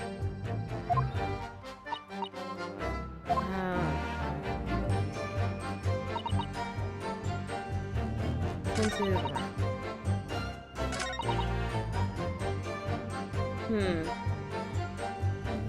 I don't present the disc here. That doesn't make sense. I gotta stop doing this. I already have a save. I keep thinking like I'm doing something. I need to save again, but I don't need to.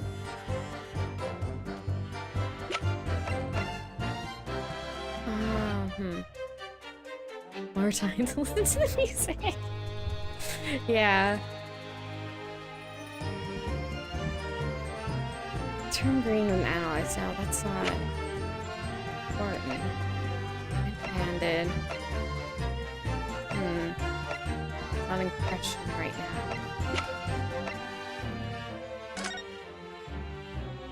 now. Maybe I have to present this. But But, oh gosh, what would snap those two out of it? What is he saying? He's very dodgy about the disc. And about the box being relevant. He's going to want the box not to be in evidence, I guess. That's probably what they're talking about. I'm just can't piece it together. I'm having a bit of trouble. It's like I have a few ideas, I just don't know which one is the right one. Handwritten note on the back of the photograph. Yeah, this is... yeah. Magnus McGill found this earlier. This is the day in question. Do I have to present? I'm under the seat, so the disc on the floor. All of a sudden I heard screaming. McGilded's book driver attended to do a run to the pawn shop. Asked for Gregson to run to the pawn shop? No. I don't know. I mean... Wait, do I have to just press a statement? Let me try something. Yeah. Maybe... Okay, maybe I don't. Yeah, here. Excuse me! Hello? There's something you'd like to share with the court, Inspector Gregson and Mr. Graydon. They're not paying attention at all. Inspector! Mr. Graydon! I figured it out! I got it! I'm like, wait a second. I'm like, I can do pursue at any time. I don't have to just do it just because somebody makes a thing. I'm like, I got it! Okay. Blimey! You're trying to give me a heart attack! You have been whispering to each other for quite some time now. Tell us, what is this discussion about? Discussion? This fella? Well, the other one, Sunshine. There's literally eyewitnesses everywhere. Thank you, Margaret. Little emotes. You think I've got anything to talk about with this shady gent like this? I have nothing to say to this uncouth detective after he deprived me of that disc that was rightfully mine. But they've clearly been talking the entire time I've been cross-examining Gina. It's as if they've been negotiating.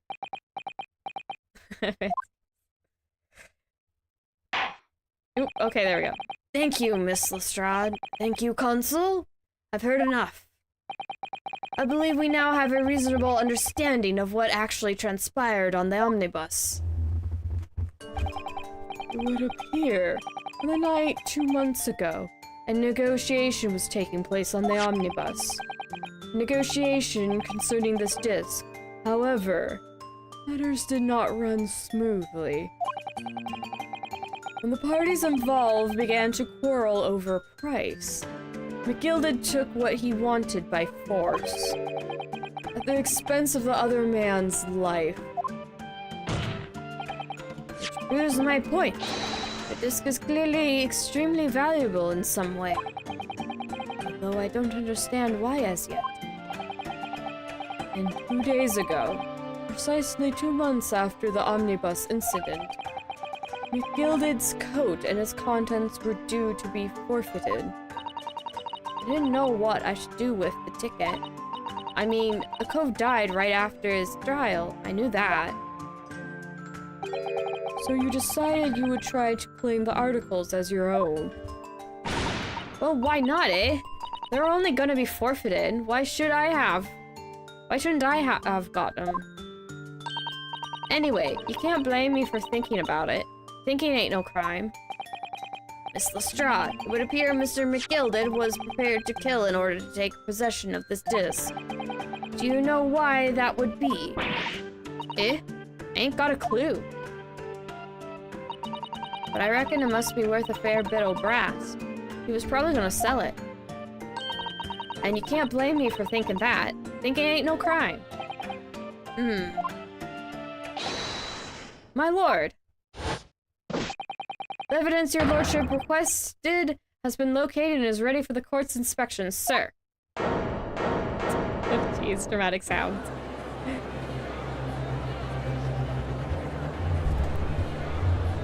You. Mysterious little box deposited by McGilded 2 months ago. There's no doubt in my mind that it's a key piece to this far-reaching puzzle. Let's go, Ryunosuke! We're not due to be continued. I'm not stopping right here. I'm gonna save it again though, because that's apparently the name of the game right now. Leona saves a whole bunch. What is that? Like my 8th time in like less than that many. Oop, nope, I don't need to save. I just did. I don't know why it just doesn't automatically start going again, but I guess. Oop. It has a jewel in it. It's a pretty little box, in my opinion. So, oh wait. So, this is the article in question, is it? The small box deposited with the pawnbroker by Mr. McGilded 2 months ago. And on the night of Mr. Windybanks's murder, the only item on the shelves that was touched by whoever broke into the shop. Quick, quick! Let's open it and see what's inside.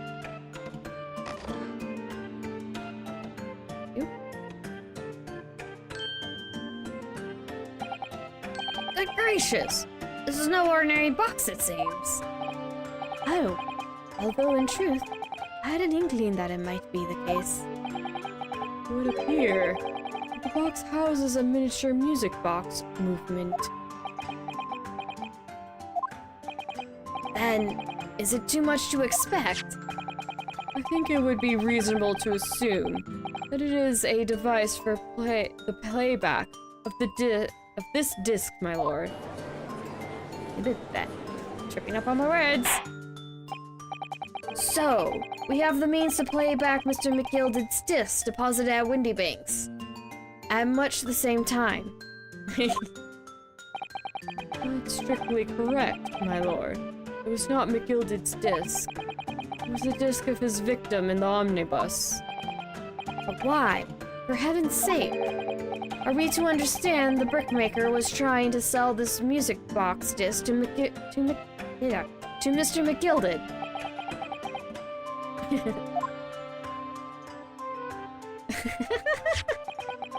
I believe the answer will become clear if we listen to the music on the disc, my lord.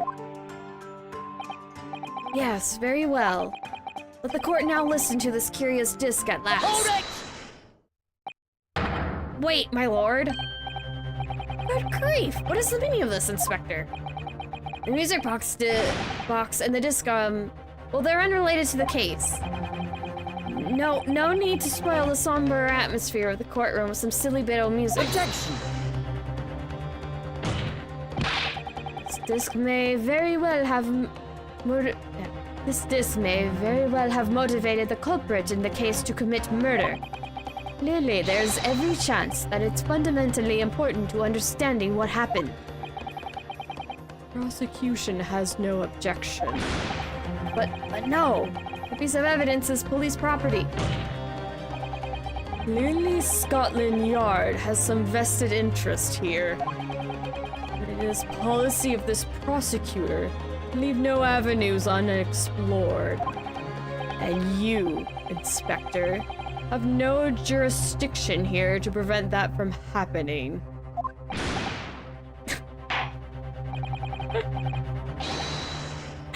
Bite it, Inspector. No further delays, please. Play the disc. Thank you for the emotes.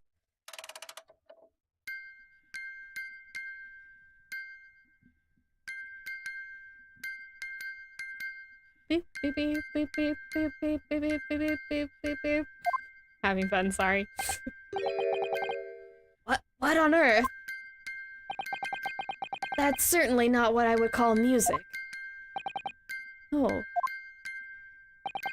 It's just the same note playing over and over again in an irregular sequence. Yeah, it might be. Oh, he's laughing. I'm not doing your laugh. I have no idea what your laughter would sound like. Mr. Graydon. This really is priceless. After all of that, the music box is broken. Broken? Broken? It can't be, can it? Well, obviously. In fact, I wouldn't be surprised if the officer sent to fetch it didn't drop it on the way back to the courtroom. Well, with much regret, I feel the court must accept that this music box offers little in the way of clues. Are you ready to move on, counsel? Come on. Yes, alright. It does sound as though it's completely broken. But, is it? Could this music emanating from the box possibly be a new clue? Absolutely! I believe that it could be relevant, my lord. Good lord! But how can it be? It is an abomination, counsel. Mere noise. I fail to see how it can have any meaning whatsoever. It does sound strange, I agree. There's one thing bothering. Graydon stands there chortling victoriously. The inspector beside him has a rather telling expression on his face. It's as if Gregson recognizes the sound, as if he's familiar with it somehow. And that's making him appear extremely on edge. That's the stance of the fence, my Nipponese friend. Answer me this. Oh! He's playing it again. Just what relevance do you propose is woefully chiming is on this case? Woeful chiming, not woefully, whoops. It's the defense's belief that the sound emanating from this music box is not supposed to be music. There's other choices, but just because this is a music box, it doesn't necessarily mean that the sounds we're hearing are music. Look at that. A smile vanished from Graydon's lips as soon as I said it. I'm on the right lines here. I must be. Hehe. Making deductions based on how people react to what you say. You're acting just like Hurley, Bruno. Objection! What is there to object to that, you jerk? The sounds we're hearing aren't necessarily music. Well now, that you've told us what they are not, I'm sure the court would like to hear what they are. Do enlighten us, my Nipponese friend. Well, surely you have an idea in mind, because if not, it will be the death of your ill-informed argument. Exactly. The music box is clearly broken. Refusing to accept that fact is pure foolishness. Got me. I don't know what the answer is, yet. I'm Bruno. I've just examined the music box very thoroughly. And I'm fairly certain that it's not broken at all. Really? Wait, do I have it in the court record? No. Can I have it in the court record? Really? The way it's been made, it can only produce a single note anyway. Thank you, Iris. Playing it again. Alright. Well, if the music box isn't broken, it must mean that the sounds it's producing have some significance that isn't musical. Just intently staring at the music box. Ah! Could it be... Is that what makes these sounds Is that... Is that what these sounds are? Something just struck me, Bruno. I feel like recently, the past few hours even, I've heard another sound very much like the ones this music box makes. Yes, it's a familiar sound. Actually, Iris, I was just thinking exactly the same thing. I'm going to have to press the defense for an answer. Stop waiting in the jury might help, yeah. If your assertion is that the sound produced by this music box is not, in fact, music at all, then what in the devil is it, counsel? The evidence we've seen so far, all the testimony we've heard, it's all pointing to one single answer now. Prosecution demands that my learned Nipponese friend presents proof now. Oh, I'm gonna have to present something. I'm gonna save. Wait, no, I'll save. Usually it's a me time. Tangible proof of this latest wild speculation. Alright then. This could be the best chance I'm going to get to fight back in this trial. If I'm right, it's going to join all the dots together. Okay. No, I'm saving. I know one of these games I played that if you get to the point where you have to present something, it doesn't give you the option to save. It's so annoying. Evidence that explains the true nature of the sounds on this music box disc is... Oh, boy. Oh! The secrets. Maybe? No?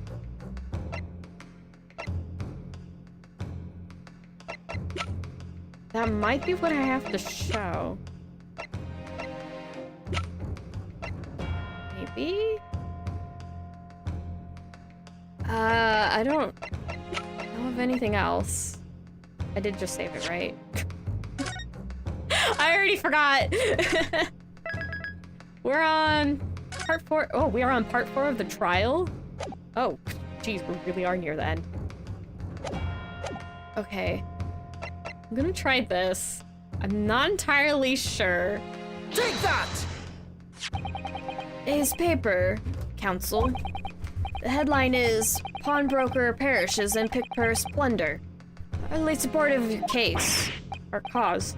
Ah, no, my lord. I was hoping you'd look a little further down the page. Further down? Ministry Mole. Classified secrets may have been leaked overseas from Ministry of Justice. Yes, this is a very serious matter, being investigated at the highest level, I understand. I have heard that the international transmissions along supposedly secured lines are somehow being intercepted and leaked to various other countries. And presumably, those transmissions are in the form of wire telegrams. Of course. What voice was that? Of course. Juror number 5, your input, please. Stop. Oh! Me, sir? Whatever is the matter? You told the court before that you worked at the same communication station as Mr. Graydon, did you not? Yes, that is correct. The particular station where you work deals with government communications and newspaper reports. Oh, yes. We're not your run-of-the-mill communication station at all. Our work is extremely important. Then tell me, is this not a very familiar sound? Hmm?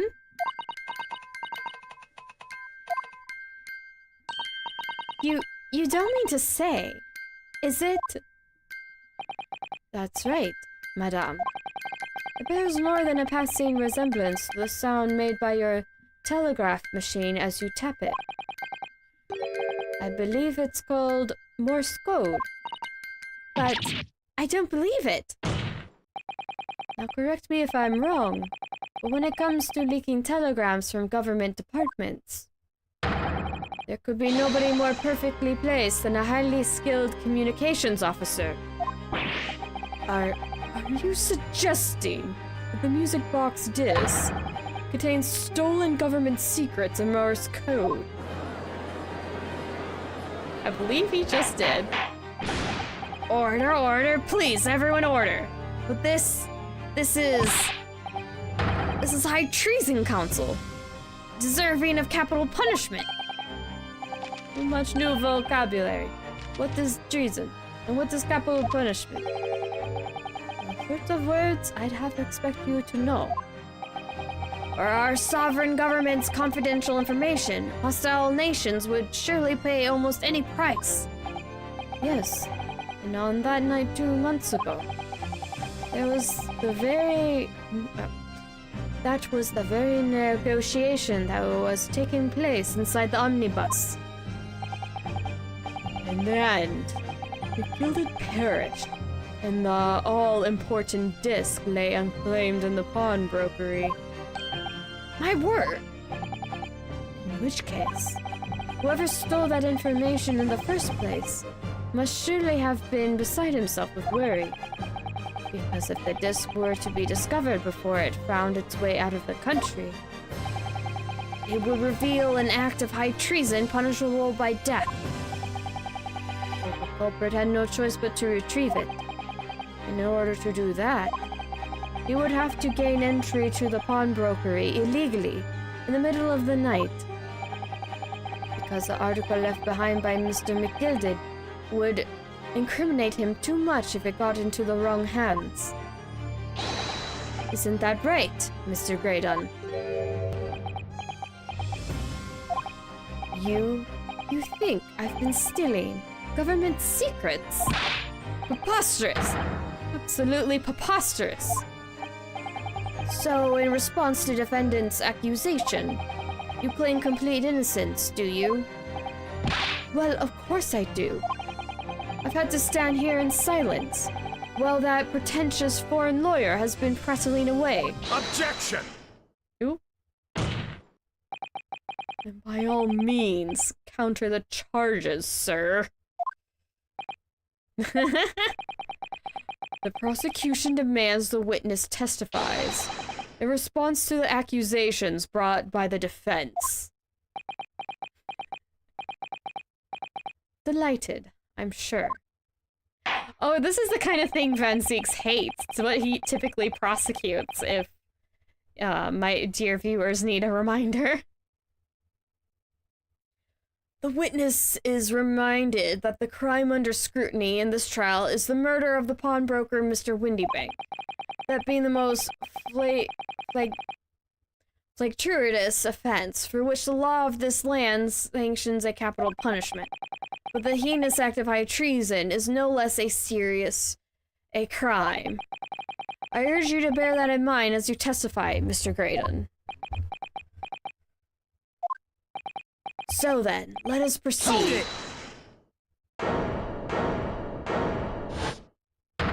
Hello? Got to be letting us have a rabbit and pork here, governor. We got things to say. I beg your pardon. Who do you think you are? Name's Nash Skulkin. Occupation is professional baddie. Name's Ringo Skulkin.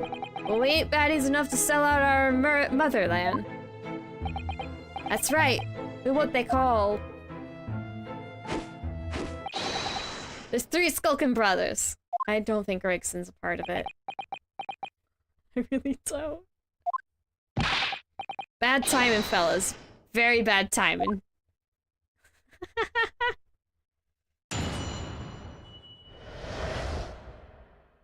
Graydon's counter. A mere communications officer couldn't possibly steal confidential government information. Besides, the sound produced by that music box aren't even Morse code. It was some low-class brickmaker negotiating with Mr. McGilded. Anyway, was it not? I have no relation to the man. Look, we don't we all done is break into the gaff the other night, like what Excuse me? Are you okay? Hi! Why are you sitting in the middle of the hallway coughing? Are you alright there, small pupper? Yeah? Hold on. I need to pat my dog, apparently, because she's staring at me with those big old puppy eyes. Hey, don't lick me. Good puppy. Oh my gosh, the faces! Hi! Okay. Look, all we done is break into the gaff the other night, like what he told us to do. If we'd known there was dodgy government secrets involved, we wouldn't have touched it.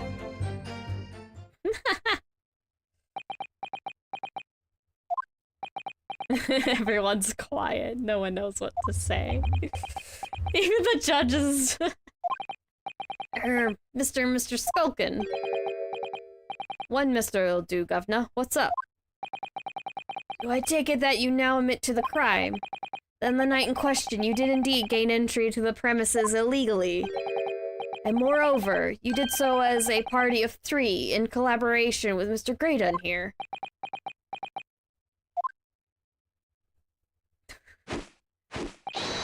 We did, Gov, we did.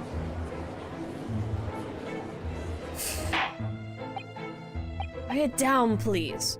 What say you to that, Mr. Graydon? I have no idea. These 2 ruffians are referring to.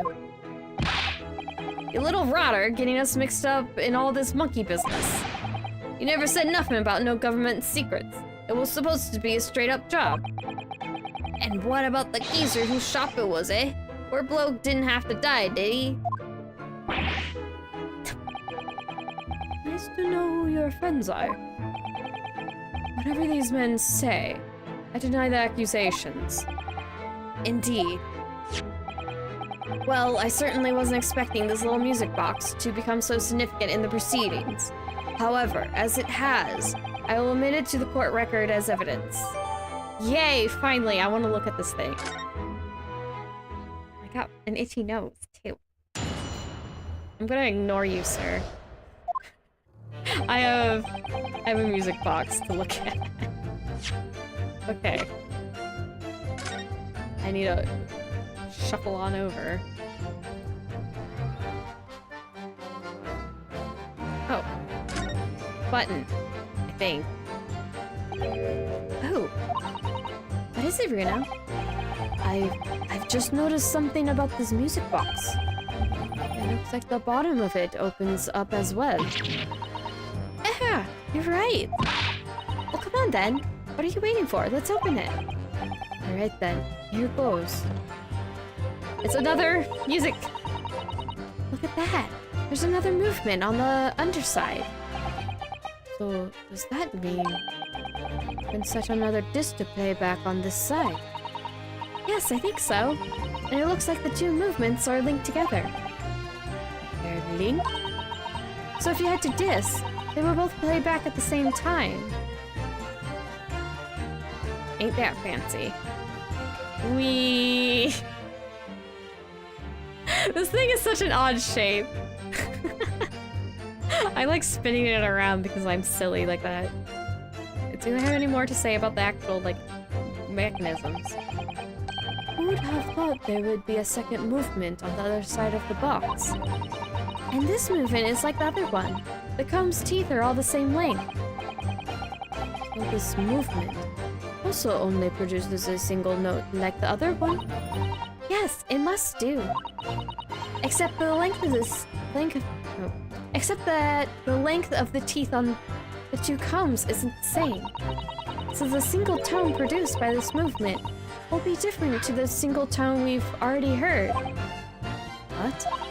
Basically, each movement can only produce a single note. But the notes they produce are different. A music box that can only play 2 notes. Gee, I wonder what you only need 2 notes for. I wonder... It hasn't updated, though, that it has a thing there, but now we know. Alright. Oh, I didn't want to click that. Button, stupid. Okay, communications officer. I guess I'll... Server secrets. Besides, the sounds produced by the music box aren't even Morse code. Some low brickmaking negotiator, no relationship man. I feel like... Hold it!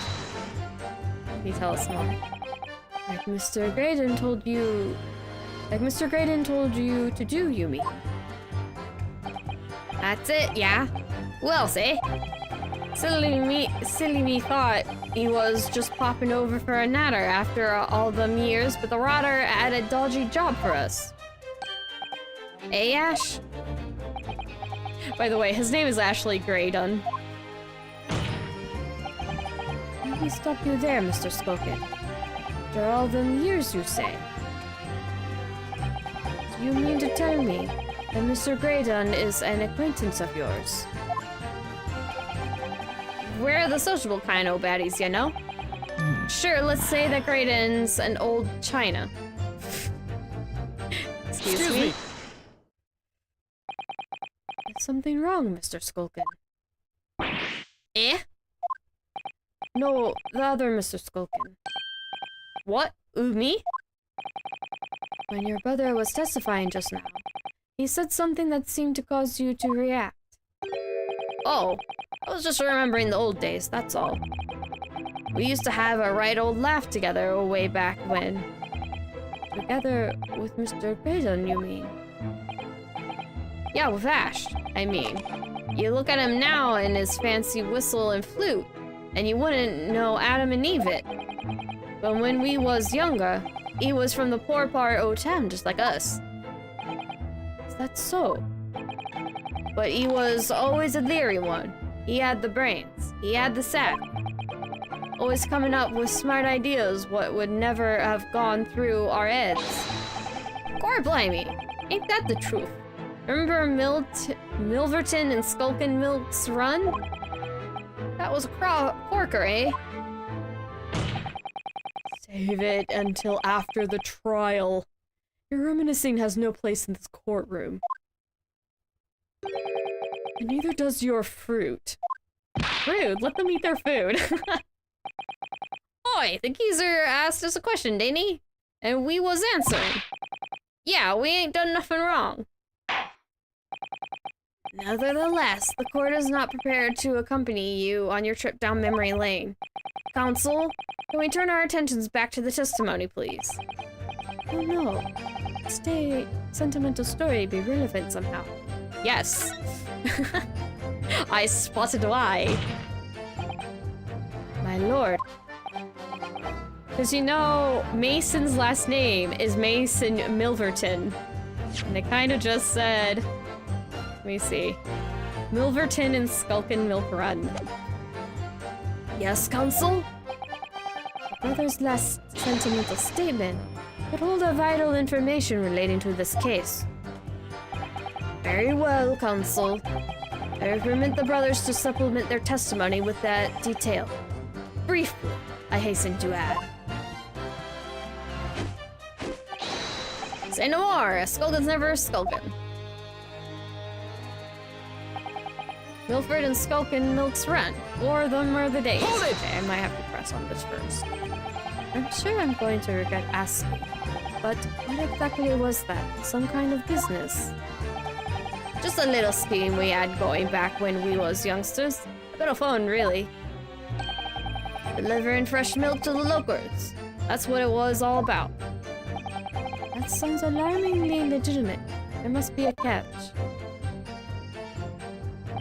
I suppose since we're here, I should ask them to elaborate, but on what? The model, the name. Definitely need to get more on that name. So this business was just a bit of fun, you say? And it was just yourselves and Mr. Graydon involved? Yeah, that's it. Milverton and Skulkin's Milk Run, was it? Yeah, that's it. And where did the Milverton part come from? Oh, right. I thought a clever clogs like you'd have worked it out that one. Oh, jeez. Enough of this. How much longer are we going to... Objection! Let me guess. You don't accept anything these two witnesses are saying. Tell me, why is it that it was only at the mention of the name Milverton that you decided to interject? Because well... It weren't the happiest of homes that one came from. Yeah, his old man was struggling for money so much, his wife walked out on him. She took the name Graydon then, see? But Ash will always be Milverton to us. Milverton. That used to be your surname, did it? Of course not. This is all bumcum. I've been a Graydon since I was born. Do you really think you can rely on the testimony of these two thieves, You're a communications officer attached to the civil service. As such, your personal details will have been thoroughly checked at the time of your appointment. It would be a very simple matter indeed to subpoena those records, Mr. Graydon.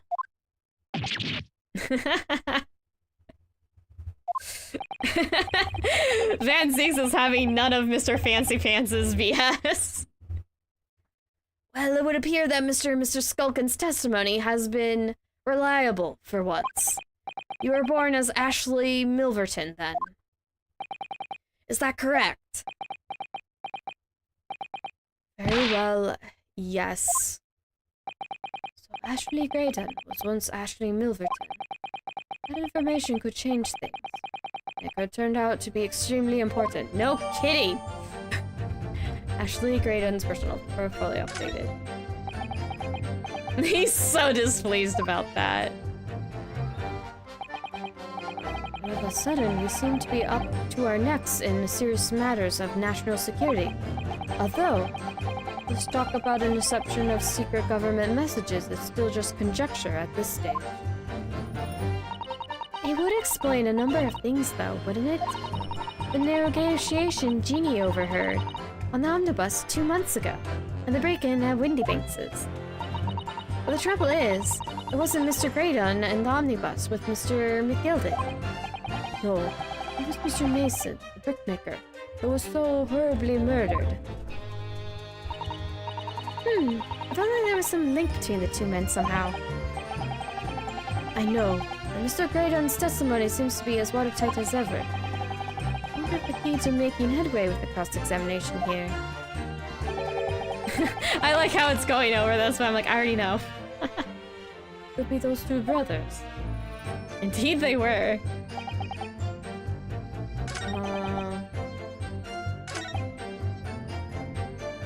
Some low-class brickmaker negotiating with Guild that anyway was not in no relation to the man. Can I go to the people, though? I might need to present this. I'm gonna save that. Because again, it's definitely quicker to load.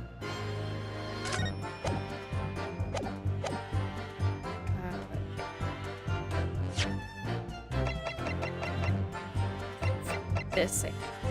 Objection! Okay, music cut out. That's always a good sign. Mr. Ashley Milverton. Tell me, why did you try to hide your former name from the court? As I haven't gone by that name for years. It means nothing to me. No, I don't think that's the real explanation at all. The truth is, you had a reason to hide that name. Oh, it's Great Pursuit playing again. Yeah, it might be. Wait, no. No, this is Overture. Yeah, definitely Overture. Explain yourself, please, Consul. I have here the notes from the omnibus case, my lord. And as we all know, the victim, the man we now understand to have been negotiating with Mr. McGilden. Yes, Mr. Mason, brickmaker? That's right. Only Mason wasn't his surname at all. It was his given name. His full name was Mason Milverton. Milverton? Do you mean to say? Saints alive! Sir Ashley Milverton. So not the case that the brickmaker, Mr. Mason Milverton, was your father? I don't... I believe I mentioned earlier. Your family history. I've been thoroughly checked when you joined the Silver Service. And it really would take no time at all for the court to subpoena those records.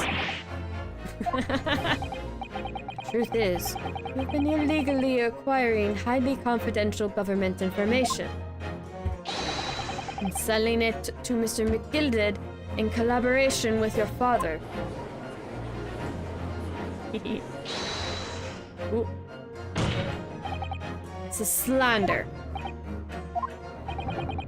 carved a new life for myself as a respectable communications officer, as a gentleman. I have no idea what my father has been up to. It has nothing to do with me. May I remind the court that the assertion that this disc contains some... that the recitation this disc contains some sort of message or Morse code has been reliably disproven by a professional and independent communications officer, no less. The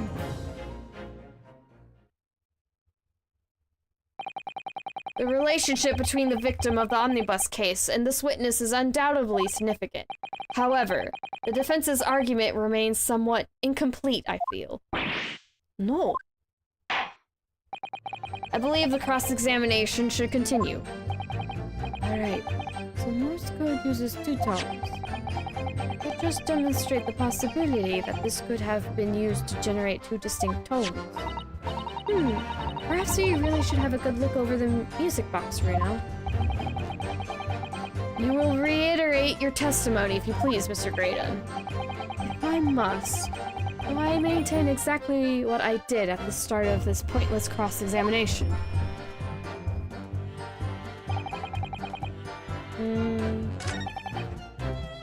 Okay. Maybe present the music box. It didn't update, so I'm a little hesitant. So it didn't update the description, but maybe it'll have like, it'll have it so it doesn't update for you, maybe. Let's see. Objection! Just consider the implications of that statement for a moment, shall we? Actually, no, this might be. No. Yeah, okay, I don't. Wait, maybe. Let me see. Okay, yeah, that's not right. Alright. Alright. I'm gonna shuffle over. I'm gonna look at it again, because I think I need to update the music box. Make it so... Yeah. Guys, I placed another music. Okay, so this is... Go through it again. It said another display back on this side. Do I have to play this? This is the mechanism that turns the bumps on the disc into sound, isn't it? Yes, the movement. It's all thanks to the comb with its teeth that are plucked by the passing bumps. Usually, the teeth on the comb are different lengths, so that each one produces a different tone. This comb is very strange. All the teeth are the exact same length. Well, what does that mean? It means that no matter which tooth is plucked by the passing bumps, the music box will make the same sound. I've never seen a music box like it before. Yes, it is strange. A music box that can only play a single note. There has to be some significance to that, surely. Little switch. This is the mechanism that turns the no. Here's a switch, turn it on. I don't need to go this way.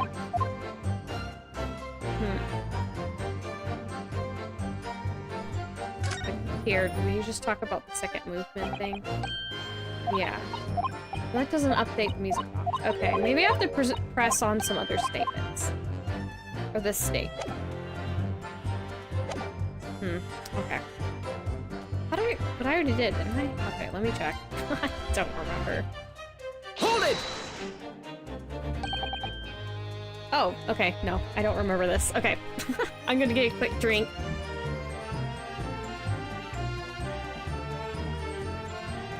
Okay.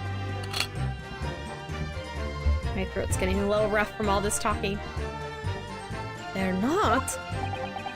Anyone with the brain, that would be blatantly apparent when listening to that music box, even for a few seconds. Rude. Of course.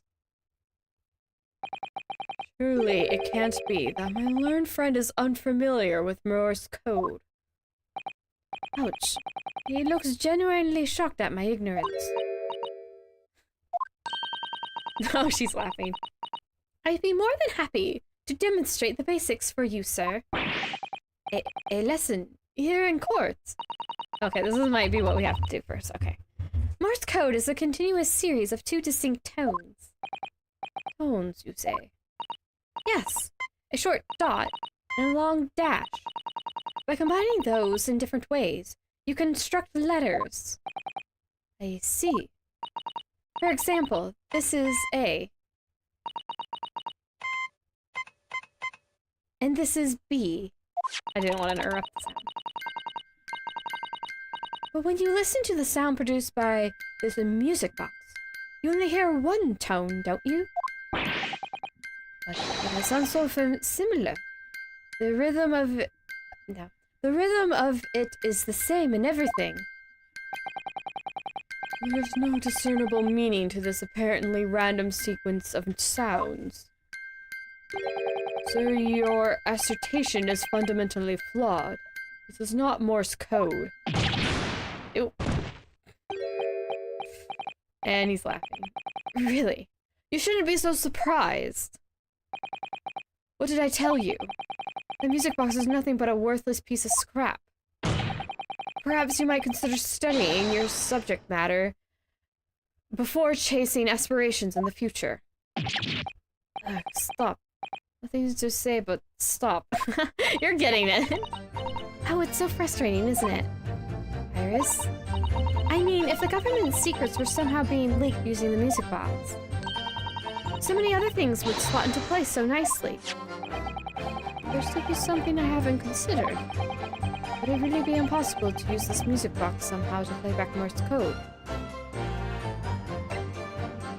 Try. There's still every possibility that this music box was instrumental in leaking of government secrets. That's the belief of the defense, at least. Objection! Does it please you in some way, my Nipponese friend, to repeat the same line of argument ad infinitum? It has already been established that to be Morse code, 2 tones are required. Dots and dashes. Yes, I'm well aware of that. Then what? Well, it would appear the defense has a hypothesis to put forward. You had better present your idea at once, counsel. How do you propose that this music box, which appears to produce only a single tone, could have been used to cipher secret messages into Morse code? Well, we already figured it out. Open this up. Oop, I'm in the way. Oh, it's going through the same thing. That, we've seen that before. Look at that, there's another movement. Oh wait, no, it's the same too. What's that? Yeah, and the 2 are linked. Okay. So now we just present this. Good gracious! What am I looking at here? Another movement on the other side of the music box. What? It appears, my lord, that the 2 movements are linked together. In other words, you can put 2 discs in this music box. And the sounds of both will play back at the same time. Good heavens! As the court has heard, Morse code comprises of 2 tones, a short dot and a long dash.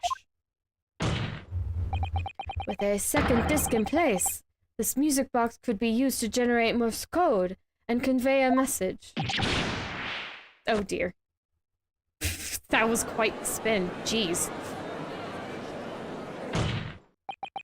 The new facts and evidence unveiled by the cross-examination of this witness all come together to reveal the truth. The truth, you say? That you collaborated with your father, Mr. Mason Milverton, in illegal dealings with Magnus McGilded. By dint of this music box, you mean, counsel?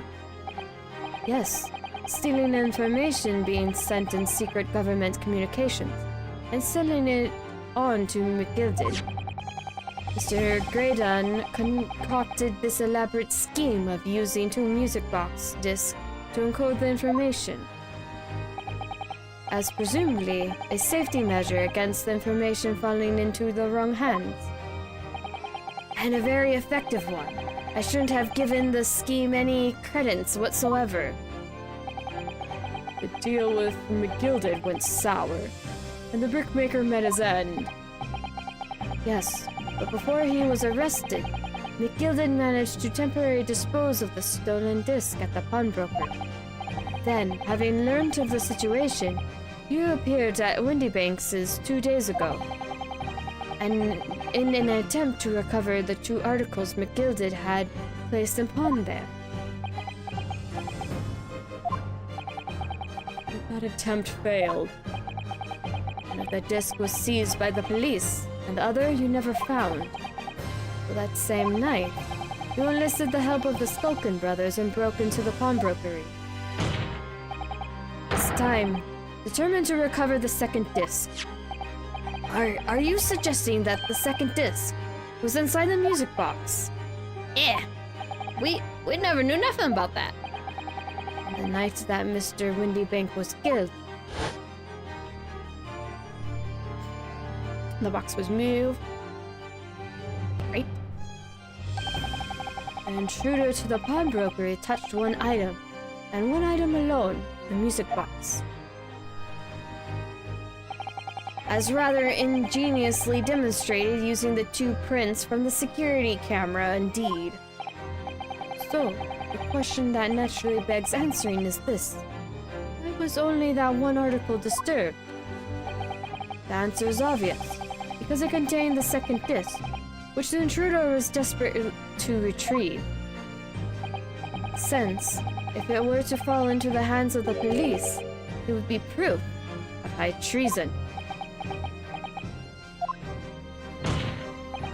Well, Mr. Graydon, do you deny all of this actually being on the fateful night?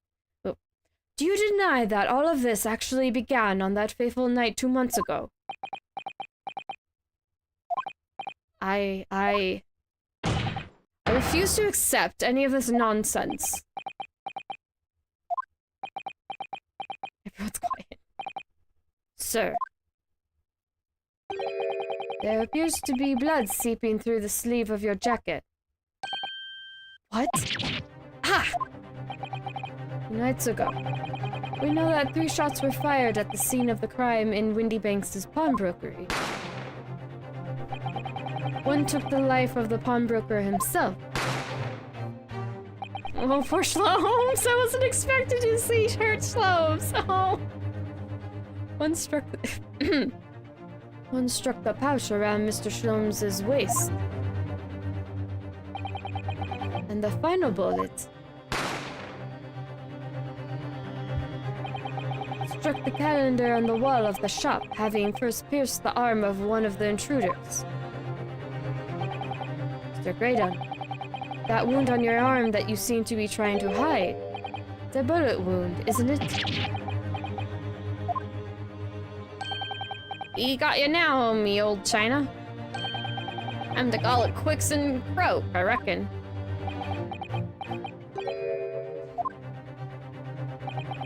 Don't acknowledge my presence there under any circumstances whatsoever. Those were my terms, remember? I paid you handsomely to comply. Clearly, I was a fool to think I could trust some common backslum thieves. Fine, I admit it. I was there in Windybanks's that night. I paid this pair 10 guineas to accompany me. And as you've noticed, I've sustained an injury in the course of my adventures. Slowly creeping towards the whole truth. That is all. I'm into nothing more. Stealing government secrets, negotiating with Mr. McGilded. As God is my witness, I'm sure I recall nothing of the sort. He's not going down without a fight. Until I can show hard evidence, I suppose. Nevertheless, the defense has now established a crucial fact. Which is... well, we know that one bullet was fired from each of the 2 firearms we have in evidence. The bullet from the Skulkin brothers' gun hit the pouch around Mr. Shlom's waist. And the bullet from Mr. Windybanks's gun clearly must have been the one that caught Mr. Graydon on the arm. Indeed it must. We can rule out the possibility that the man shot himself. And that leads us to only one conclusion. Mr. Windybank was shot by a 3rd gun, which can only have been fired by the 3rd intruder. Goodness! That's right, Mr. Graydon. The only person who could have possibly have shot Mr. Windybank that night is you. Hold it!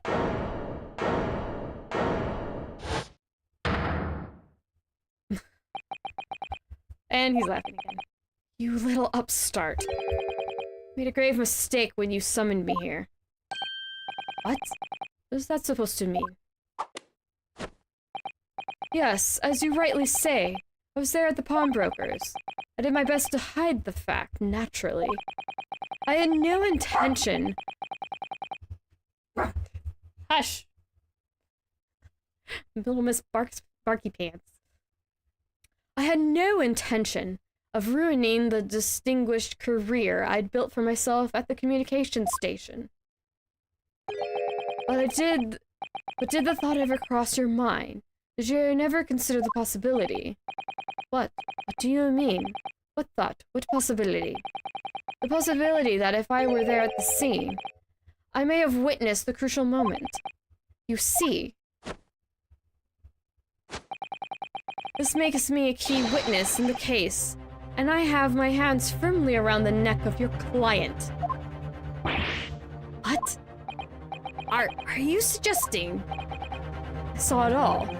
I saw the very moment that pickpocket girl pointed the gun at the poor defenseless pawnbroker and shot him. You... what? So avant-garde poses. Order, order! Well, it would seem we are finally entering the last act of this theatrical trial. Mr. Graydon. Yes. Just you are fully aware of the implications here. If it is shown that your claim is false, you will have incriminated yourself as the killer. Oh, I understand fully. I must ask you to give your formal testimony once more. You will explain to the court precisely what you saw at the moment the defendant allegedly shot the victim. Nothing would give me greater pleasure.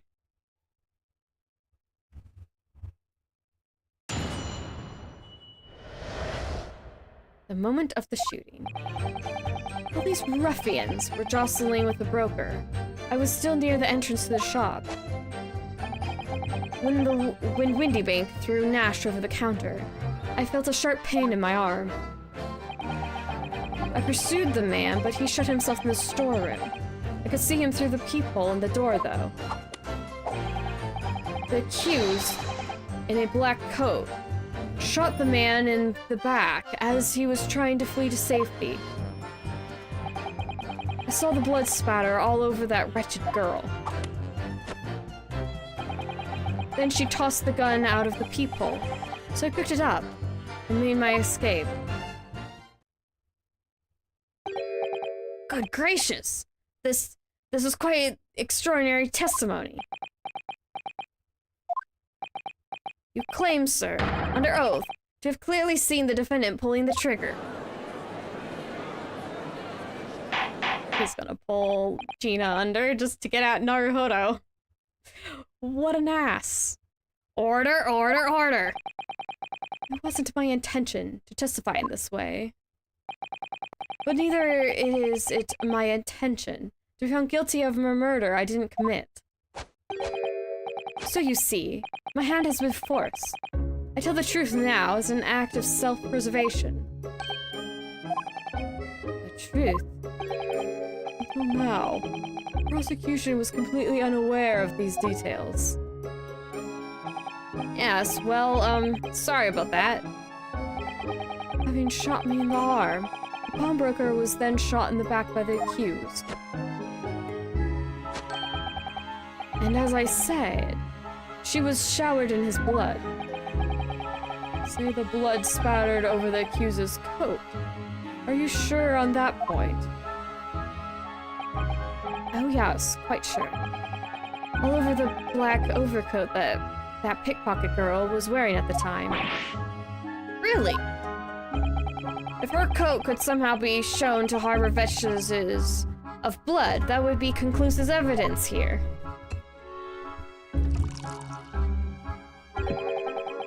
Such an investigation is entirely possible, my lord. What? Only very recently, a German scientist has developed a technique to identify human blood.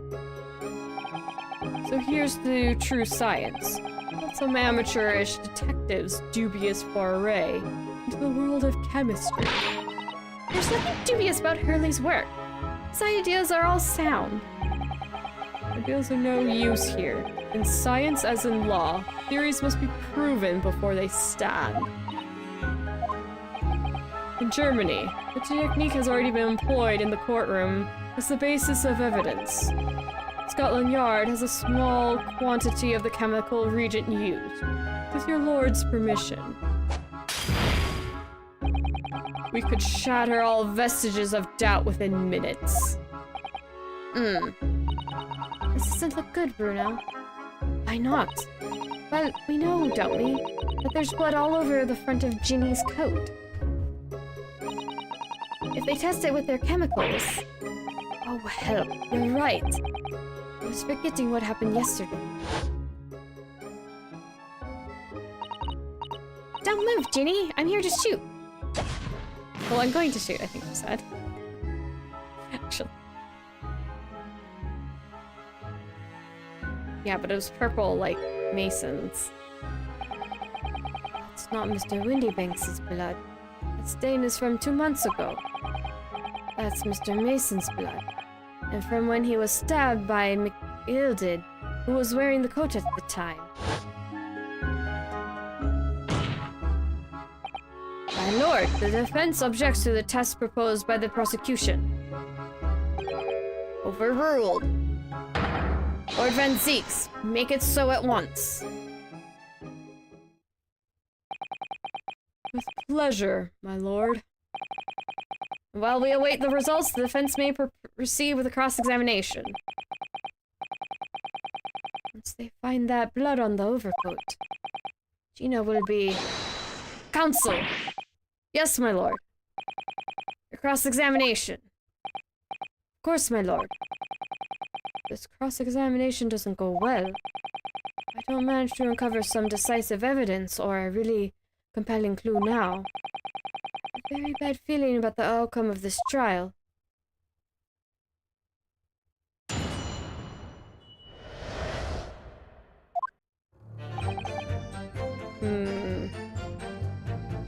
I remember certain things, but I have no idea how to freaking go about this. What do I need to do first? referees were jostling broker for the shop. Got shot. Storeroom could through people through it. Hold it! I'm gonna check that. You mean you chased after him? I don't recall the reason why. I ran after him to the back of the shop. About those people in the door you mentioned. Well, unsurprisingly, the storeroom door is a solid job, made out of stout wood. There's a small opening in it about the head height that leads you to see what's... gosh. But there's a small opening in it about head height that lets you see what's what in there from the outside. Actually, I should know that, shouldn't I? I looked through it myself then. Oh, it's so obvious. Ah, yes, this is a very important image.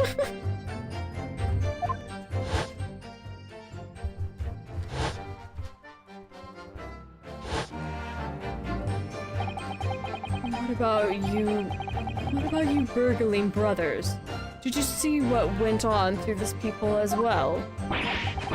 Not likely, Gov. Didn't see nothing of the sort, Gov. About these two buffoons were even aware of the people's existence. The brothers were there, but they didn't see the killing of Mr. Windybank take place.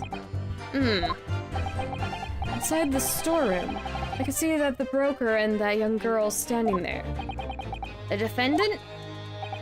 Yes, but neither of them noticed I was looking.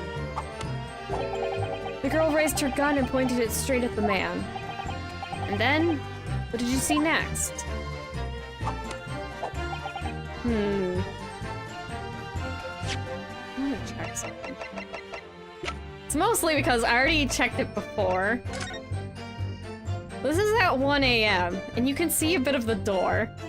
So you might want to look at the door right now. That's at 1 a.m. And at 1:30, you can see the door again. But it looks a little different, don't it? There's certain lines that are missing that are present in the other picture. So, yeah. That people wasn't always there. That's important. That's very important. But I have no idea how to get Ryunosuke to realize that. So I don't think... Yeah. I can make that appear and disappear. But that's all I can do. I can't make Ryunosuke re-examine it. It's frustrating as all get out. I only know that because I've played this before. I did not catch that at all the first time. It took me so long to figure it out. I was going in loops, I tell you. Okay, I guess we keep pressing. Yes, when the crime was discovered, the defendant was found with a gun in her hand. That was Mr. Windybanks' gun, from which only a single bullet had been fired. And as we've already established, Mr. Graydon, that bullet was fired at you. Ah, but no. It wasn't the broker's gun that the pickpocket girl had when I saw her. Yes, the bullet from Windybanks' gun grazed my arm. And yes, the Skulkin's gun grounded the detective. But this was another gun entirely. The third gun. The broker's gun was not the murder weapon. So clearly there had to be a third firearm involved. In other words, the accused must have had her own gun with her at the time. Objection. But no other gun was found at the scene. And great on second. Calm yourself, Counsel. Sorry. You must consider the events in order. At first I saw the broker and the girl glaring at each other. But then all of a sudden, the broker turned to run. And it was in that moment, the little gutter rat shot him in the back. Chilling image, I must say.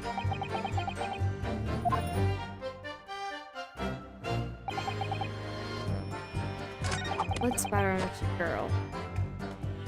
That's gonna people. I could try presenting the pictures. I don't know if that would work though. Ah! Okay, what other pictures do I have? 'Cause I don't have any other pictures.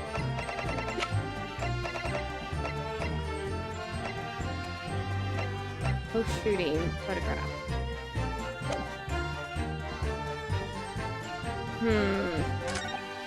I don't think it would work.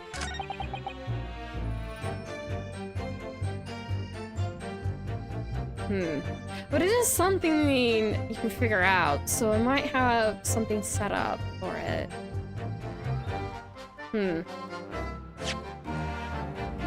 Wonder. Yeah. 1 to 1:30. Wasn't there at 1. I don't think this is gonna work on this side. Yeah, this is... yeah, not gonna work. Alright. I just want to check quickly. I'm like, I can't jump. But it is getting later in the day. I want to finish this off, but also... I do need to stop pretty soon. Oh gosh. Or a little sooner than I thought. I guess we will be having to leave it there, as much as that just bites, because I was hoping to finish it. We're at the very end. We probably will finish it. You're gonna be okay, that's not good. Gosh. And I really do need to be wrapping up, because something just happened and I need to take care of it. It's nothing major, but I just... oh gosh, this is bad timing. But okay, hopefully you're enjoying it. Like, comment, subscribe, and all that. I'd be grateful for any interaction. I'm going to have to take care of my cat. I'm very worried. Dang it, kitty. Oh gosh, but you can see how twisty and turny this is. And I already mentioned one of the things, but that's because I could show it already, and I didn't want to hide it. Because I also kind of noticed midway through when I was checking the photos, I was like, ah, I noticed something.